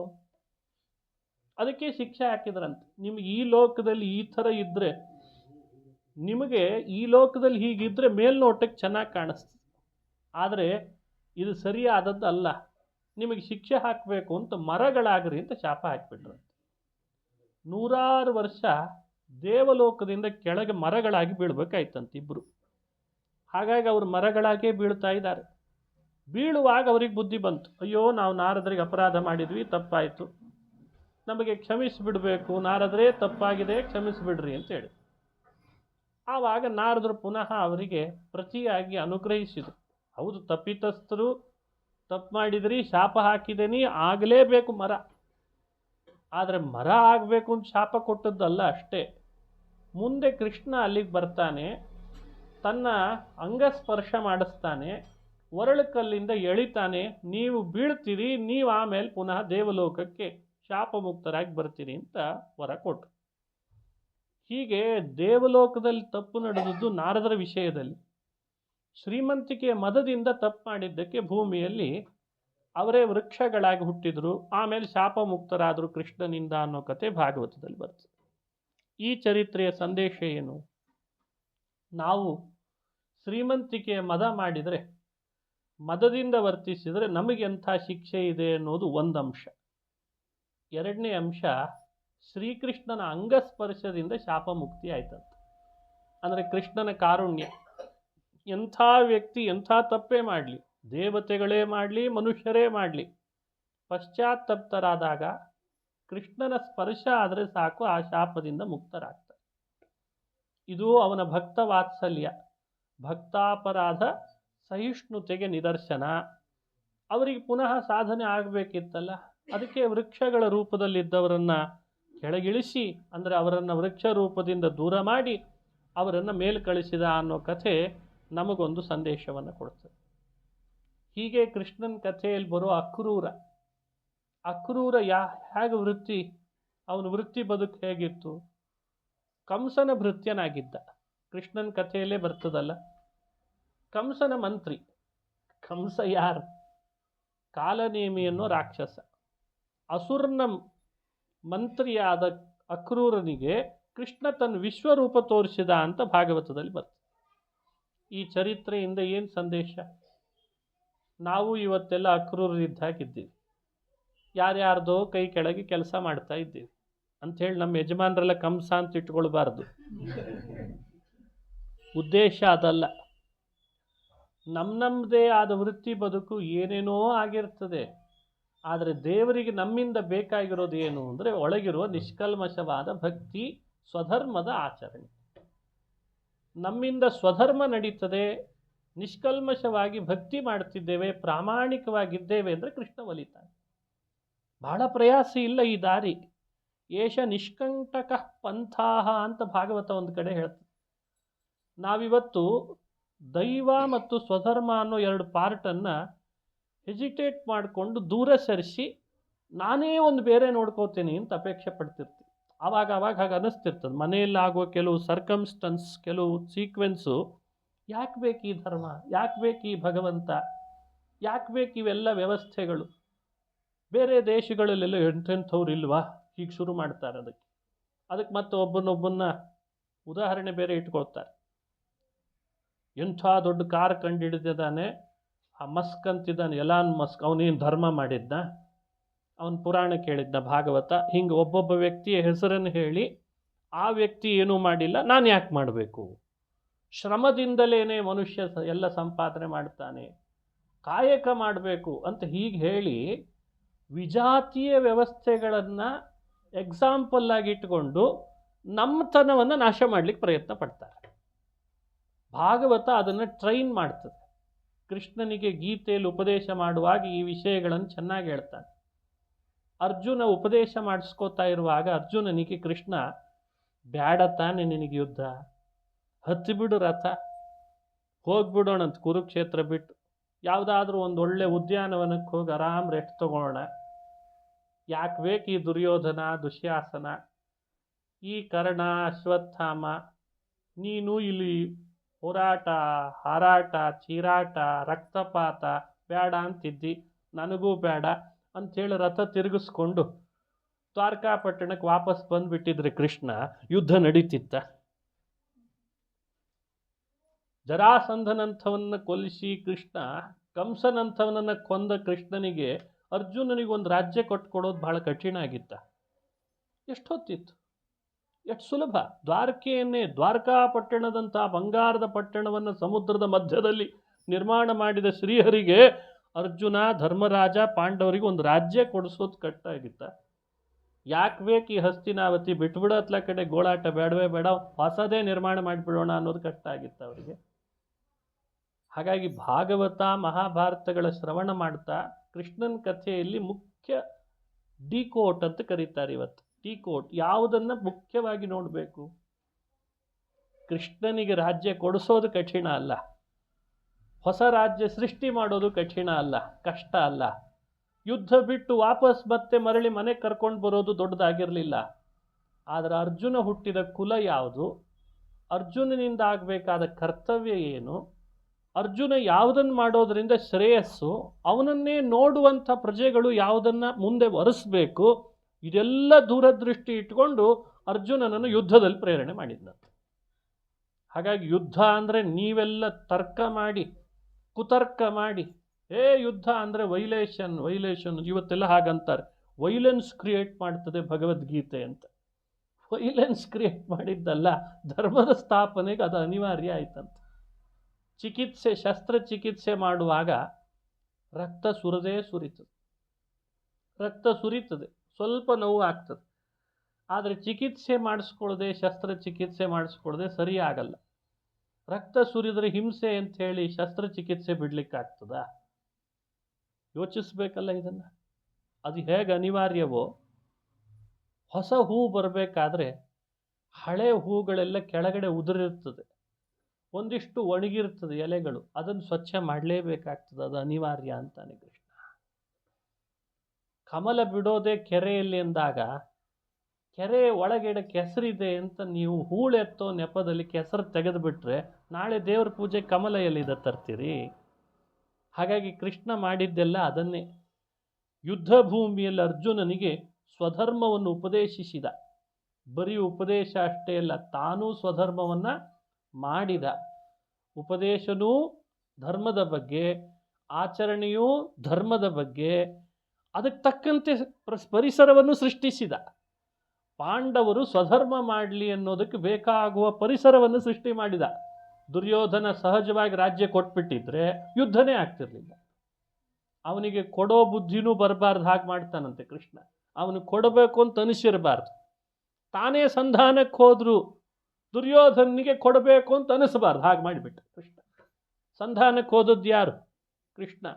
ಲೋಕದಲ್ಲೆಲ್ಲ ಏನಂದ್ರು, ಕೃಷ್ಣ ಸಂಧಾನಕ್ಕೆ ಹೋದ್ರು ದುರ್ಯೋಧನ ಕೊಡಲಿಲ್ಲ ನೋಡ್ರಿ ಅಂತ ಅನ್ಬೇಕೇ ಹೊರತು, ಸಂಧಾನ ಮುರಿದು ಬಿತ್ತು ಅನ್ನೋಕ್ಕಿಂತ ಹೆಚ್ಚಾಗಿ ಅವನು ಮುರಿದು ಬೀಳಲಿ ಅಂತೇಳಿ ಇತ್ತು ಕೃಷ್ಣನಿಗೆ ಉದ್ದೇಶ. ಯಾಕೆ? ಸ್ವಧರ್ಮ ನಡಿಬೇಕಲ್ಲ. ಇದೆಲ್ಲ ಕೃಷ್ಣನ ವಿಚಿತ್ರವಾದಂತಹ ಚದುರಂಗದ ಆಟ. ಆನೆ, ಒಂಟೆ, ಕುದುರೆ, ಅದಕ್ಕೆ ತಕ್ಕಂತೆ ಮಂತ್ರಿ, ಮುಂಭಾಗದಲ್ಲೆಲ್ಲ ಸೈನಿಕರು, ಆ ಕಾಳುಗಳು, ಹೇಗೆ ಬಿಡಬೇಕೋ ಹಾಗೆ ಬಿಡ್ತಿದ್ದಂತೆ ಕೃಷ್ಣ. ಹೀಗೆ ಕೃಷ್ಣನ ಕಥೆ ಶ್ರವಣ ಮಾಡುವಾಗ ಸ್ವಧರ್ಮದ ಬಗ್ಗೆ ಎಷ್ಟು ಶ್ರದ್ಧೆ, ಸ್ವಭಕ್ತರ ಬಗ್ಗೆ ಎಷ್ಟು ವಾತ್ಸಲ್ಯ, ಸ್ವಭಕ್ತರು ತಪ್ಪು ಮಾಡಿದ್ರು ಅವರ ಮೇಲೆ ಕೃಷ್ಣ ಹೇಗೆ ಅವರನ್ನು ಸಹಿಸಿ ಅನುಗ್ರಹಿಸ್ತಾ ಇದ್ದ. ಇದನ್ನು ಅನುಸರಿಸಿ, ಇದನ್ನು ಚಿಂತನೆ ಮಾಡ್ತಾ ನಾವು ಹೋಗಬೇಕಂತ ಕೃಷ್ಣನ ಕಥೆಯಲ್ಲಿ ಬರ್ತದೆ. ಗೋಪಿಕಾಸ್ತ್ರೀಯರೆಲ್ಲ ಕೃಷ್ಣನ ಬಹಳ ಭಕ್ತಿ ಮಾಡಿ ಪ್ರೇಮ ಮಾಡಿ ಗೋಪಿಕೆ ರಾತ್ರಿ ಅವನ ಹಿಂದಿಂದೆ ಬಂದು ಶರದ್ ಋತುವಿನ ರಾತ್ರಿಗಳೆಲ್ಲ ಕಳೀತಾ ಇದ್ರಂತೆ ಆ ಉತ್ಸವದೊಳಗೆ, ರಾಸೋತ್ಸವದಲ್ಲಿ ಕತೆ ಕೇಳ್ತೀವಿ. ಎಷ್ಟರ ಮಟ್ಟಿಗೆ ಕೃಷ್ಣ ಕೃಷ್ಣ ಅಂತ ಅವನ ಹಿಂದಿಂದೆ ಬಂದರು. ಅವರೂ ತಪ್ಪು ಮಾಡಿದಾಗ ಕೃಷ್ಣ ಏನು ಸಹಿಸಲಿಲ್ಲ, ಶಿಕ್ಷೆ ಕೊಟ್ಟೇ ಬಿಟ್ಟ.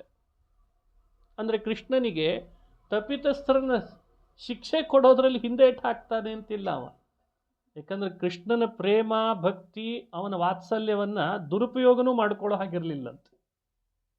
ಇಷ್ಟೆಲ್ಲ ರಾತ್ರಿ ಕೃಷ್ಣನೊಟ್ಟಿಗೆ ರಾಸೋತ್ಸವ ಮಾಡಿದ ಗೋಪಿಕೆಯರ ಮನಸ್ಸಿನಲ್ಲಿ ಒಂದು ಭಾವ ಬಂತು. ಏನು ಭಾವ? ನಾವಿಲ್ಲದೆ ಕೃಷ್ಣನಿಗಿನ್ಯಾರು ಅಂತ ಭಾವ ಬಂತು. ಮುಗೀತು, ಕೃಷ್ಣ ನಾವಿಲ್ಲದೇನೆ ನಗಲಾರ, ಅಳತಾನಷ್ಟೇ, ದುಃಖ ಪಡಬೇಕಷ್ಟೇ, ನಾವೇ ಅವನಿಗೆಲ್ಲ ಖುಷಿ ಕೊಡೋರು ಸಂತೋಷ ಕೊಡೋರು ಅಂತ ದುರ್ಭಾವ ಬಂತು. ಕೃಷ್ಣ ಅಂದ, ಬಹುರೂಪ ತಗೊಂಡ ಕೃಷ್ಣ ಗೋಪಿಕೆಯರ ಜೊತೆಗಿದ್ದವನು ಏಕಕಾಲಕ್ಕೆ ಅದೃಶ್ಯನಾದ. ಏನು ಮಾಡ್ತಾರೆ ಗೋಪಿಕೆಯರು? ಅಳ್ತಾರೆ. ರುರುದುಹು ಸುಸ್ವರಂ ರಾಜನ್ ಕೃಷ್ಣ ದರ್ಶನ ಲಾಲಸಾಹ. ಜೋರಾಗಿ ಹತ್ತರಂತೆ. ಅವ್ರು ಹತ್ತದ್ದೇ ಹಾಡಾಗಿಬಿಡ್ತು. ಕೆಲವರು ಹಾಡು ಹೇಳುವಾಗ ಅಳುವ ಹಾಗೆ ಕಾಣಿಸ್ತಿರ್ತದೆ ನಮಗೆ. ಇವರು ಹಾಗಲ್ಲ, ಇವರು ಹತ್ರು ಹಾಡಾಯಿತು. ರುರುದುಹು ಸುಸ್ವರಂ, ಸ್ವರಬದ್ಧವಾಗಿ ರೋದನ ಮಾಡಿದರು. ಭಾಗವತದಲ್ಲಿ ಸುಮಾರು 100ಕ್ಕೂ ಹೆಚ್ಚು ಗೀತೆಗಳು ಬಂದಿದೆ ಅಂತ ಹೇಳ್ತಾರೆ. ಭ್ರಮರ ಗೀತೆ, ಗೋಪಿಗೀತೆ, ಶ್ರುತಿಗೀತೆ, ಅವಧೂತ ಗೀತೆ, ಭಿಕ್ಷು ಗೀತೆ, ಕಪಿಲ ಗೀತೆ, ಋಷಭ ಗೀತೆ ಅಂತ ಗೀತೆಗಳಿದ್ದಾವೆ. ಆ ಗೀತೆಗಳಲ್ಲಿ ಗೋಪಿ ಗೀತೆ ಇದೆ. ಇದು ಭಾಗವತದಲ್ಲಿ ಬಂದ ಪ್ರಮುಖವಾದ ಒಂದು ಘಟ್ಟ. ಭಗವದ್ಗೀತೆ ಹಾಗೂ ಗೋಪಿ ಗೀತೆಗಳನ್ನು ವಿಸ್ತಾರವಾಗಿ ಆಲೋಚನೆ ಮಾಡ್ತಾ ಬಂದರೆ ಶ್ರೀಕೃಷ್ಣ ಏನು ಅನ್ನೋದು ಮನಸ್ಸಿನಲ್ಲಿ ಬೇಗ ಅರ್ಥ ಆಗ್ತದೆ. ನೋಡಿ, ಆ ಗೋಪಿ ಗೀತೆಯಲ್ಲಿ ಒಂದೊಂದು ಮಾತು ಗೀತೆಗೆ ಎಷ್ಟು ಹತ್ತಿರದಲ್ಲಿದೆ ಇದೆ ಅಂತ ತಿಳಿಬಹುದು. ಅವರೊಂದು ಮಾತು ಹೇಳ್ತಾರೆ ಗೋಪಿಕಾಸ್ತ್ರೀಯರು ಕೃಷ್ಣ ಕಾಣ್ತಿಲ್ಲ ಅಂದಾಗ. ಹೇ ಕೃಷ್ಣ, ನೀನೇ ಕಾಣಲಿಲ್ಲ ಅಂದರೆ ನಮ್ಮ ಗತಿ ಇನ್ಯಾರು? ನಮ್ಮ ಜೀವನ ಇನ್ನೇನು? ಮತ್ತೆ ನೀನಿಲ್ಲ ಅಂದರೆ ನಾವು ಇನ್ನೇನು ಅಂತ ಅವ್ರು ಕೇಳ್ತಾರೆ.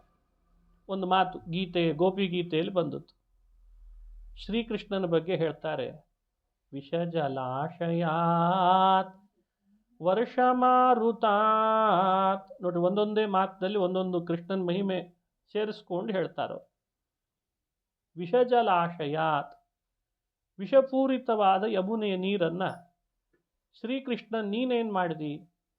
ನೀನೇ ನೀರಿಗೆ ಧುಮುಕಿ ಕಾಳಿಂಗ ಸರ್ಪವನ್ನು ಅದರ ಹೆಡೆ ಮೇಲೆ ನಿಂತು ತುಳಿದು ವಿಷ ಎಲ್ಲ ಕಕ್ಷಿ ಆಮೇಲೆ ಆ ಕಾಳಿಂಗ ಸರ್ಪ ರಮಣಕ ದ್ವೀಪಕ್ಕೆ ಹೋಗುವ ಹಾಗೆ ಮಾಡಿ ಯಮುನೆಯ ನೀರನ್ನೆಲ್ಲ ಕಣ್ಣಿನಿಂದಲೇ ನಿರ್ವಿಷ ಮಾಡಿದ ಅಂತ ಕಥೆ ಭಾಗವತದಲ್ಲಿ ಬಂತು.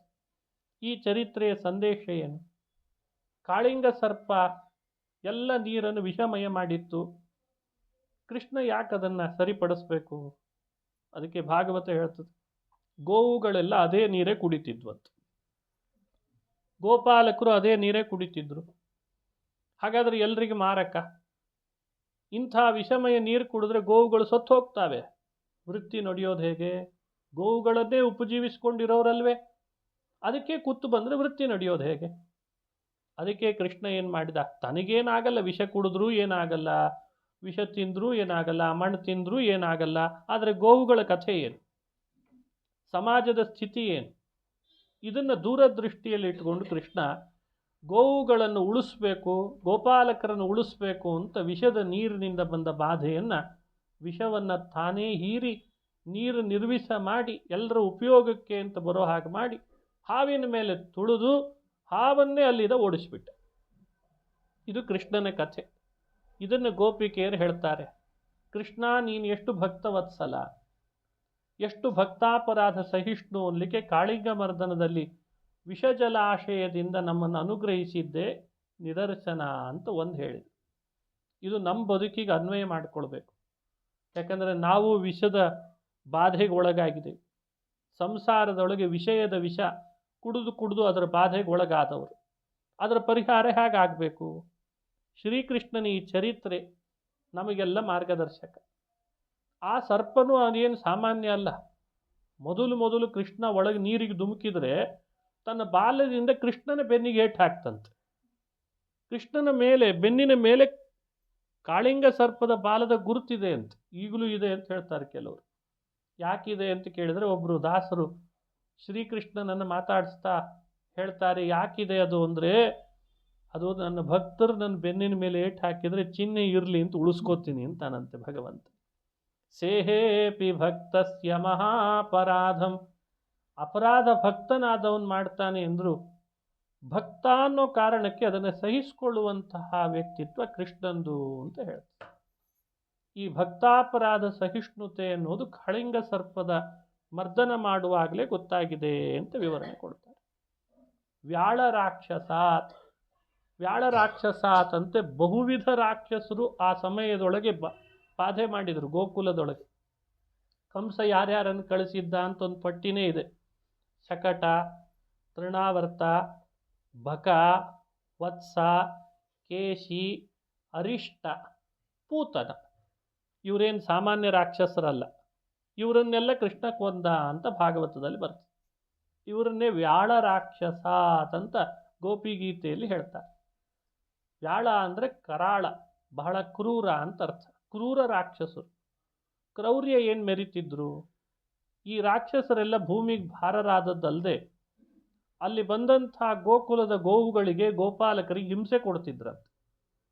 ಆ ಪೂತನೆ ಇದ್ಲಲ್ಲ, ಅವಳೇನು ರಾಕ್ಷಸಿ ಸುಮ್ಮನೆ ಅಲ್ಲ, ಅವಳು ಬರುವಾಗಲೇ ತನ್ನ ದೇಹದ ಗಾಳಿ ಬೀಸಿದ ಕೂಡಲೇ ಗೋವುಗಳಿಗೆ ಜ್ವರ ಬರಲಿಕ್ಕೆ ಶುರು ಆಗ್ತಿತ್ತಂತೆ. ಆ ಆಕಳಿಗೆ ಜ್ವರ ಬಂತಲ್ಲ ಅಂತ ಔಷಧೋಪಚಾರ ಮಾಡೋ ಅಷ್ಟರಲ್ಲಿ ಆಕಳೇ ಸತ್ತೋಗಿರ್ತಿತ್ತು. ಅದಕ್ಕೆ ಅವಳಿಗೆ ಬಾಲಘಾತಿನಿ, ಮಕ್ಕಳಿಗೆ ಜ್ವರ ಬರ್ತಿತ್ತು ಅವಳು ನೋಟದಿಂದ. ಅವಳ ನೋಟ ಹೇಗಿರಬೇಕು, ಕೆಲವ್ರ ನೋಟ ಹಾಗೇ ಇರ್ತದೆ. ದೃಷ್ಟಿ ದೋಷ ಅಂತಿರ್ತಾರಲ್ಲ, ಬಹಳ ಬಹಳ ಎಚ್ಚರ ಇರಬೇಕು ಮಕ್ಕಳನ್ನು ಬೆಳೆಸುವಾಗ. ಆ ದೃಷ್ಟಿ ದೋಷ, ದೇಹದ ಗಾಳಿಯಿಂದ ದೋಷ, ನೋಡ್ಲಿಕ್ಕೆ ಮಾತ್ರ ಊರ್ವಶಿ ಇದ್ದಾಗ ಇರ್ತಿದ್ಲಂತವ್ರು. ಅದು ಯಾವುದೋ ಕಾಸ್ಟ್ಯೂಮ್ ಡಿಸೈನರನ್ನು ಹುಡುಕಿದ್ಲು ಅನ್ನಿಸ್ತದೆ. ಚೆನ್ನಾಗಿ ದೇಹವನ್ನು ಅಲಂಕಾರ ಮಾಡ್ಕೊಂಡಿರ್ತಾಳೆ, ಇವಳು ಕೆಟ್ಟವಳು ಅಂತ ಪರಿಚಯನೇ ಆಗ್ತಿರಬಾರ್ದು, ಹಾಗಿರ್ತಿದ್ಲಂತೆ. ಭಗವತ್ಪಾದರೆ ಹೇಳ್ತಾರೆ, ಆಸುರೀಣಾಂ ವರಾದೇಸ್ತು ವಪುರ್ ಮಾತ್ರಂ ಭವಿಷ್ಯತಿ ಅಂತ ಭಗವತ್ಪಾದರೆ ಹೇಳ್ತಾರೆ. ವರಬಲದಿಂದ ದೇಹ ಅಪ್ಸರೆಯಂತೆ ಕಾಣಬೇಕು, ಒಳಗೆ ಮಾತ್ರ ದುಷ್ಟ ಸ್ವಭಾವ. ಎಲ್ಲರನ್ನ ಹತ್ಯೆ ಮಾಡಬೇಕು, ಹಿಂಸೆ ಮಾಡಬೇಕು, ಶಿಶು ಹತ್ಯೆ ಮಾಡಬೇಕು, ಬಾಲ ಹತ್ಯೆ ಮಾಡಬೇಕು, ಅಲ್ಲಲ್ಲಿ ಗೋ ಹತ್ಯೆ ಮಾಡಬೇಕು. ಇಷ್ಟು ಕ್ರೂರಳಾದವಳನ್ನು ಉಳಿಸ್ಬೇಕಾ ಇಳಿಸ್ಬೇಕಾ ಹೇಳಿ. ಇವಳಿಗೆ ಹೋಗಿ ದೊಡ್ಡ ಅಧಿಕಾರ ಕೊಟ್ಬಿಟ್ರೆ ರಾಜ್ಯದ ಮುಖ್ಯಮಂತ್ರಿ ಆಗುವಂತ, ಆಮೇಲೆ ಅವಳೇನು ಮಾಡ್ತಾಳೆ? ಪೂತನೆ ಅಂಥವಳು. ಮೇಲಾಗಿ ಕಂಸನ ಸಾಕು ತಾಯಿ, ಕಂಸನ ನಿಜ ತಾಯಿ ಅಲ್ಲ ಅವಳು, ಸಾಕು ತಾಯಿ ಅಂತ. ಅವಳಿಗೆ ವರ ಬೇರೆ, ಕೆಲವರಿಗೆ ಪಾರ್ವತಿ ವರ, ಕೆಲವರಿಗೆ ಗಣಪತಿ ವರ, ಸ್ಕಂದ, ಶಿವ, ಇಂಥವ್ರ ವರ ಪಡ್ಕೊಂಡು ಬಂದಿದ್ದಾರೆ. ವರ ಪಡ್ಕೊಂಡು ಲೋಕದಲ್ಲಿ ಹಿಂಸ್ರಕ ನಡೆಸಿದ್ರಂತೆ. ಕೃಷ್ಣ ಅಂಥ ವರ ಪಡ್ಕೊಂಡು ಬಂದ ರಾಕ್ಷಸರನ್ನು ಭೂಭಾರರಿವರು, ಸಮಾಜಘಾತುಕರಿವರು ಅನ್ನೋ ಒಂದೇ ಕಾರಣಕ್ಕೆ ಕೃಷ್ಣ ಪರಿಹಾರ ಮಾಡಿದ, ಅವರನ್ನು ಸಂಹಾರ ಮಾಡಿ ಎನ್ನುವುದನ್ನು ಗೋಪಿಗೀತೆಯಲ್ಲಿ ಕೃಷ್ಣ ಹೇಳ್ತಾರೆ, ಗೋಪಿಕೆಯರು ಹೇಳ್ತಾರೆ. ಇದು ಒಂದು ಕರ್ತವ್ಯನೇ ತಾನೆ. ಯಾರು ಸಮಾಜಕ್ಕೆ ಘಾತುಕರಾಗಿರ್ತಾರೆ, ಈಗೆಲ್ಲ ಸಮಾಜಘಾತುಕರು ಥರಥರರಾಗಿದ್ದಾರೆ. ಈಗ ಒಂದೇ ಥರ ಇಲ್ಲ, ಬೇರೆ ಬೇರೆ ದೇಶದವ್ರ ಜೊತೆಗೆ ನಂಟಸ್ತಿಕೆ ಇಟ್ಕೊಂಡಿರ್ತಾರೆ ಅವರೆಲ್ಲ. ಸ್ವದೇಶದ ಮೇಲೆ ದಾಳಿ ಮಾಡ್ತಾರೆ, ಒಳಗೆ ಸಂಚು ರೂಪಿಸ್ತಾ ಇರ್ತಾರೆ. ನಾನಾ ರೀತಿ ಧರ್ಮದ ಮೇಲೆ, ದೇವರ ಮೇಲೆ, ಆಚಾರದ ಮೇಲೆ, ಸಂಸ್ಕೃತಿಯ ಮೇಲೆ, ಭಾಷೆಗಳ ಮೇಲೆ. ಬೌದ್ಧಿಕ ದಿವಾಳಿ ಅಂತ ಒಂದು ವ್ಯವಸ್ಥೆ ಇದೆ ಇವಾಗ, ಬೌದ್ಧಿಕ ದಿವಾಳಿತನ ಅಂತ. ನಿಧಾನಕ್ಕೆ ಬುದ್ಧಿಯಿಂದ ನಮ್ಮನ್ನು ಹಣ ಕೊಟ್ಟು ನಮ್ಮ ತನವನ್ನೇ ಕಿತ್ಕೊಂಡ್ಬಿಡ್ತಾರೆ. ಎಷ್ಟು ನಡೆದಿದೆ ಇವತ್ತೆಲ್ಲ. ಇಂಥವ್ರನ್ನ ಇಲ್ಲ ಅನ್ನಿಸ್ಬೇಕೋ ಬೇಡವೋ, ಅದಕ್ಕೆ ತಕ್ಕಂತೆ ವೆಪನ್ನನ್ನು ಯೂಸ್ ಮಾಡಬೇಕು ಅಂತಾನೆ ಕೃಷ್ಣ. ಪೂತನೆಯ ಸಂಹಾರಕ್ಕೆ ಪೂತನೆಯ ದಾರಿಗೆ ಇಳಿದು ಅವಳನ್ನು ಕೊಂದಂತೆ ಕೃಷ್ಣ. ಪೂತನೆಯನ್ನು ಹ್ಯಾಕೆ ಸಂಹರಿಸಿದ? ಅವಳು ಎದೆ ಹಾಲು ಉಣಿಸಿ ವಿಷ ಕೊಡ್ತೇನೆ ಅಂತ ಬಂದ್ಲು. ಕೃಷ್ಣ ಏನು ಬೇಡ ಅನ್ನಲಿಲ್ಲ, ವಿಷ ಇದೆ ಅಂತ ಗೊತ್ತಿತ್ತು. ವಿಷ ಕುಡಿದ ನೆಪ ಮಾಡಿ ಪ್ರಾಣವನ್ನು ಹೀರಿದ. ನೀನೇ ಕೊಟ್ಟು ನಾನು ತಗೊಂಡೆ ಅಂತಂದ ಅಷ್ಟೆ. ಬಕನ ಸಂಹಾರ ಮಾಡುವಾಗ ಬಕ 2 ಬಾಯಿ ತಕೊಂಡು ಕೂತಿದ್ದ, 2 ಚೊಂಚು ಅದ್ರ ಒಳಗೆ ನುಗ್ಗಿದ ಕೃಷ್ಣ. ಆಮೇಲೆ ಆತ ಬಾಯಿ ಮುಚ್ಚಲಿಕ್ಕೆ ಹೋದ, ಚೊಂಚು ಮುಚ್ಚಲಿಕ್ಕೆ ಹೋದ. ಒಳಗಡೆಯಲ್ಲಿ ಬೆಂಕಿಯ ರೂಪ ತಾಳಿದ್ದಂತೆ ಅವನ ಕುತ್ತಿಗೆ ಎಲ್ಲ ಬೆಂಕಿಯಿಂದ ಸುಟ್ಟೋಯ್ತು. ಬೇಕಿತ್ತ ಬಕಾಸುರನಿಗೆ ಈ ಸ್ಥಿತಿ? ಹಾಗೆ ಬಕಾಸುರನ ಸಂಹಾರ ಮಾಡಿದ, ಬೆಂಕಿಯ ರೂಪ ತಾಳಿ ಸಂಹರಿಸಿದ, ಅರಿಷ್ಟನ ಸಂಹಾರ ಮಾಡಿದ. ಇವೆಲ್ಲ ವ್ಯಾಳ ರಾಕ್ಷಸ, ಕ್ರೂರ ರಾಕ್ಷಸರನ್ನ ಶ್ರೀಕೃಷ್ಣ ಸಂಹರಿಸಿ ಲೋಕಕ್ಕೆಲ್ಲ ಸಮಾಜಕ್ಕೆ ಕ್ಷೇಮ ಉಂಟು ಮಾಡ್ತಾ ಇದ್ದ ಅನ್ನೋ ಚರಿತ್ರೆ ಭಾಗವತದಲ್ಲಿ ಸಂಗ್ರಹ ಆಗಿದೆ. ವರ್ಷ ವರ್ಷ ಅಂದರೆ ವಿಪರೀತ ಮಳೆ ಸುರಿಸಿದ್ದಂತೆ ದೇವೇಂದ್ರ. ಅದು ನೋಡಿದರೆ ಮಳೆಗಾಲ ಮುಂದೆ ಬರಲಿಕ್ಕಿತ್ತು, ಮೊದಲೇ ಬಂದ್ಬಿಡ್ತಂತೆ. ಮುಂದೆ ಬರೋ ಮಳೆಗಾಲ ಮೊದಲೇ ಹಾಗೆ ಬಂತು. ಇಂದ್ರ ಸುರಿಸ್ದ ಮಳೆ, ತಡ್ಕೊಳ್ಳಿಕ್ಕಾಗ್ತಿಲ್ಲ, ಕೊಚ್ಕೊಂಡು ಹೋಗ್ಬೇಕು ಎಲ್ಲ ಗೋಕುಲ, ಅಷ್ಟು ಮಾಡಿದ. ಆಗಲೂ ಕೃಷ್ಣ ಗೋವರ್ಧನ ಬೆಟ್ಟವನ್ನು ಎತ್ತಿ 7 ರಾತ್ರಿ ಯಾರಿಗೇನು ಆಗದಂತೆ ಕೆಳಗಡೆ ರಕ್ಷಣೆ ಕೊಟ್ಟ ಅನ್ನೋ ಚರಿತ್ರೆ ಭಾಗವತದಲ್ಲಿ ಬರ್ತದೆ. ಅದನ್ನೇ ಗೋಪಿಕಾಸ್ತ್ರೀಯರು ವರ್ಷ ಮಾರುತಾತ್, ಗಾಳಿ ಬಂತು, ಚಂಡಮಾರುತ ಬಂದಂತೆ, ಮಿಂಚುಗಳು ಬಂದು, ಮೋಡಗಳು ಕೆಳಗೆ ಬಿದ್ದು, ಮಳೆ ನೀರು ಹರಿತು, ಯಾರೂ ಹೆದರಬೇಡ್ರಿ ನಾನಿದ್ದೇನೆ ಅಂತಂದ. ಇದು ಭಗವದ್ಗೀತೆಯಲ್ಲಿ ಬರುವ ವಿಷಯವನ್ನು ಚೆನ್ನಾಗಿ ತಿಳಿಸ್ಕೊಡ್ತದೆ. ಗೀತೆಯಲ್ಲಿ ಕೃಷ್ಣ ಏನು ಹೇಳಿದ್ದಾನೆ? ಅನನ್ಯಾಶ್ಚಿಂತಯಂತೋ ಮಾಂ ಯೇ ಜನಾ ಪರ್ಯುಪಾಸತೆ ತೇಷಾಂ ನಿತ್ಯಾಭಿಯುಕ್ತಾನಾಂ ಯೋಗಕ್ಷೇಮಂ ವಹಾಮ್ಯಹಂ. ನೀವು ಅನ್ಯರನ್ನು ಆರಾಧಿಸಿ, ಅನ್ಯರನ್ನು ಚಿಂತನೆ ಮಾಡಿ ನಿಮ್ಮ ಆಪತ್ತನ್ನು ಪರಿಹರಿಸ್ಕೊಳ್ತೀನಿ ಅಂದರೆ ಆಗಲಾರ್ದು ಅಂದ. ಅವ್ರು ಯಾರೂ ನಿಮ್ಮನ್ನು ಸ್ವತಂತ್ರವಾಗಿ ನಿಮ್ಮ ಆಪತ್ತು ಪರಿಹರಿಸೋರಲ್ಲ. ಮಳೆ ಕೊಡೋರಲ್ಲ, ಬೆಳೆ ಕೊಡೋರಲ್ಲ. ಬೆಳೆ ಕೊಡೋರಲ್ಲ ಅಂದರೆ ಇನ್ನು ಸ್ವತಂತ್ರವಾಗಲ್ಲ. ಸೂರ್ಯ ಸ್ವತಂತ್ರವಾಗಿ ಬೆಳಕು ಕೊಡೋಲ್ಲ. ನ ತದ್ಭಾಸಯತೆ ಸೂರ್ಯೋ ನ ಶಶಾಂಕೋ ನ ಪಾವಕಃ ಯದ್ಗತ್ವಾ ನ ನಿವರ್ತಂತೆ ತದ್ಧಾಮ ಪರಮಂ ಮಮ ಗಾಮಾವಿಶ್ಯ ಚ ಭೂತಾನಿ ಧಾರಯಾಮ್ಯಹಮೋಜಸ. ಭೂಮಿ ಬೆಳೆ ಕೊಡಬೇಕಾದ್ರೆ ನಾನು ಕೊಡಿಸ್ಬೇಕು.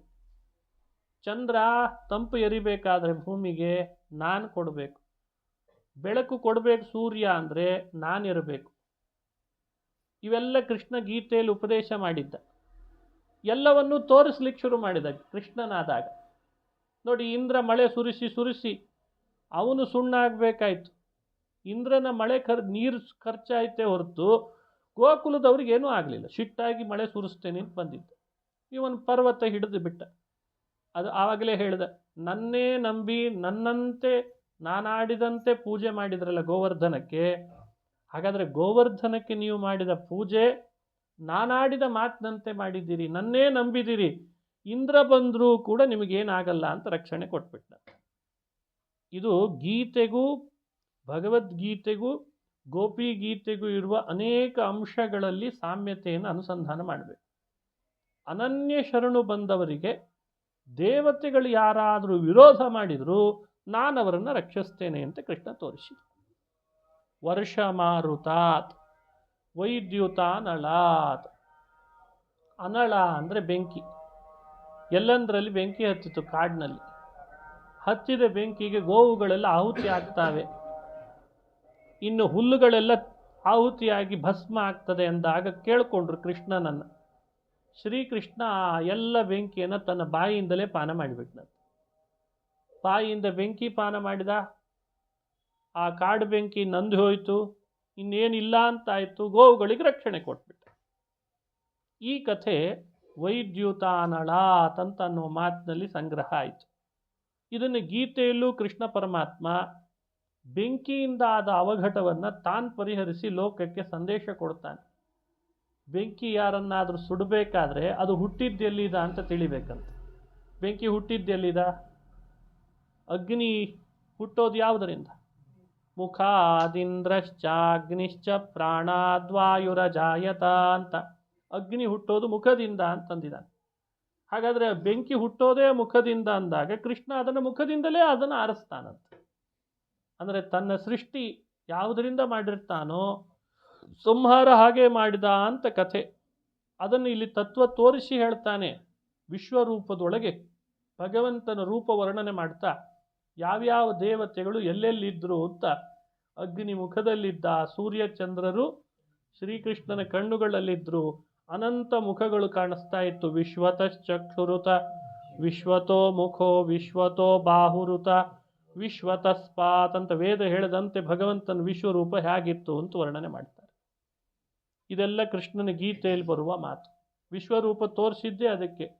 ಎಲ್ಲ ಮಾಡೋನು ನಾನೇ, ನಿಮಿತ್ತ ಮಾತ್ರ ನೀನು ಅಂತ ಅರ್ಥ ಮಾಡಿಸ್ಬೇಕಾಗಿದೆ.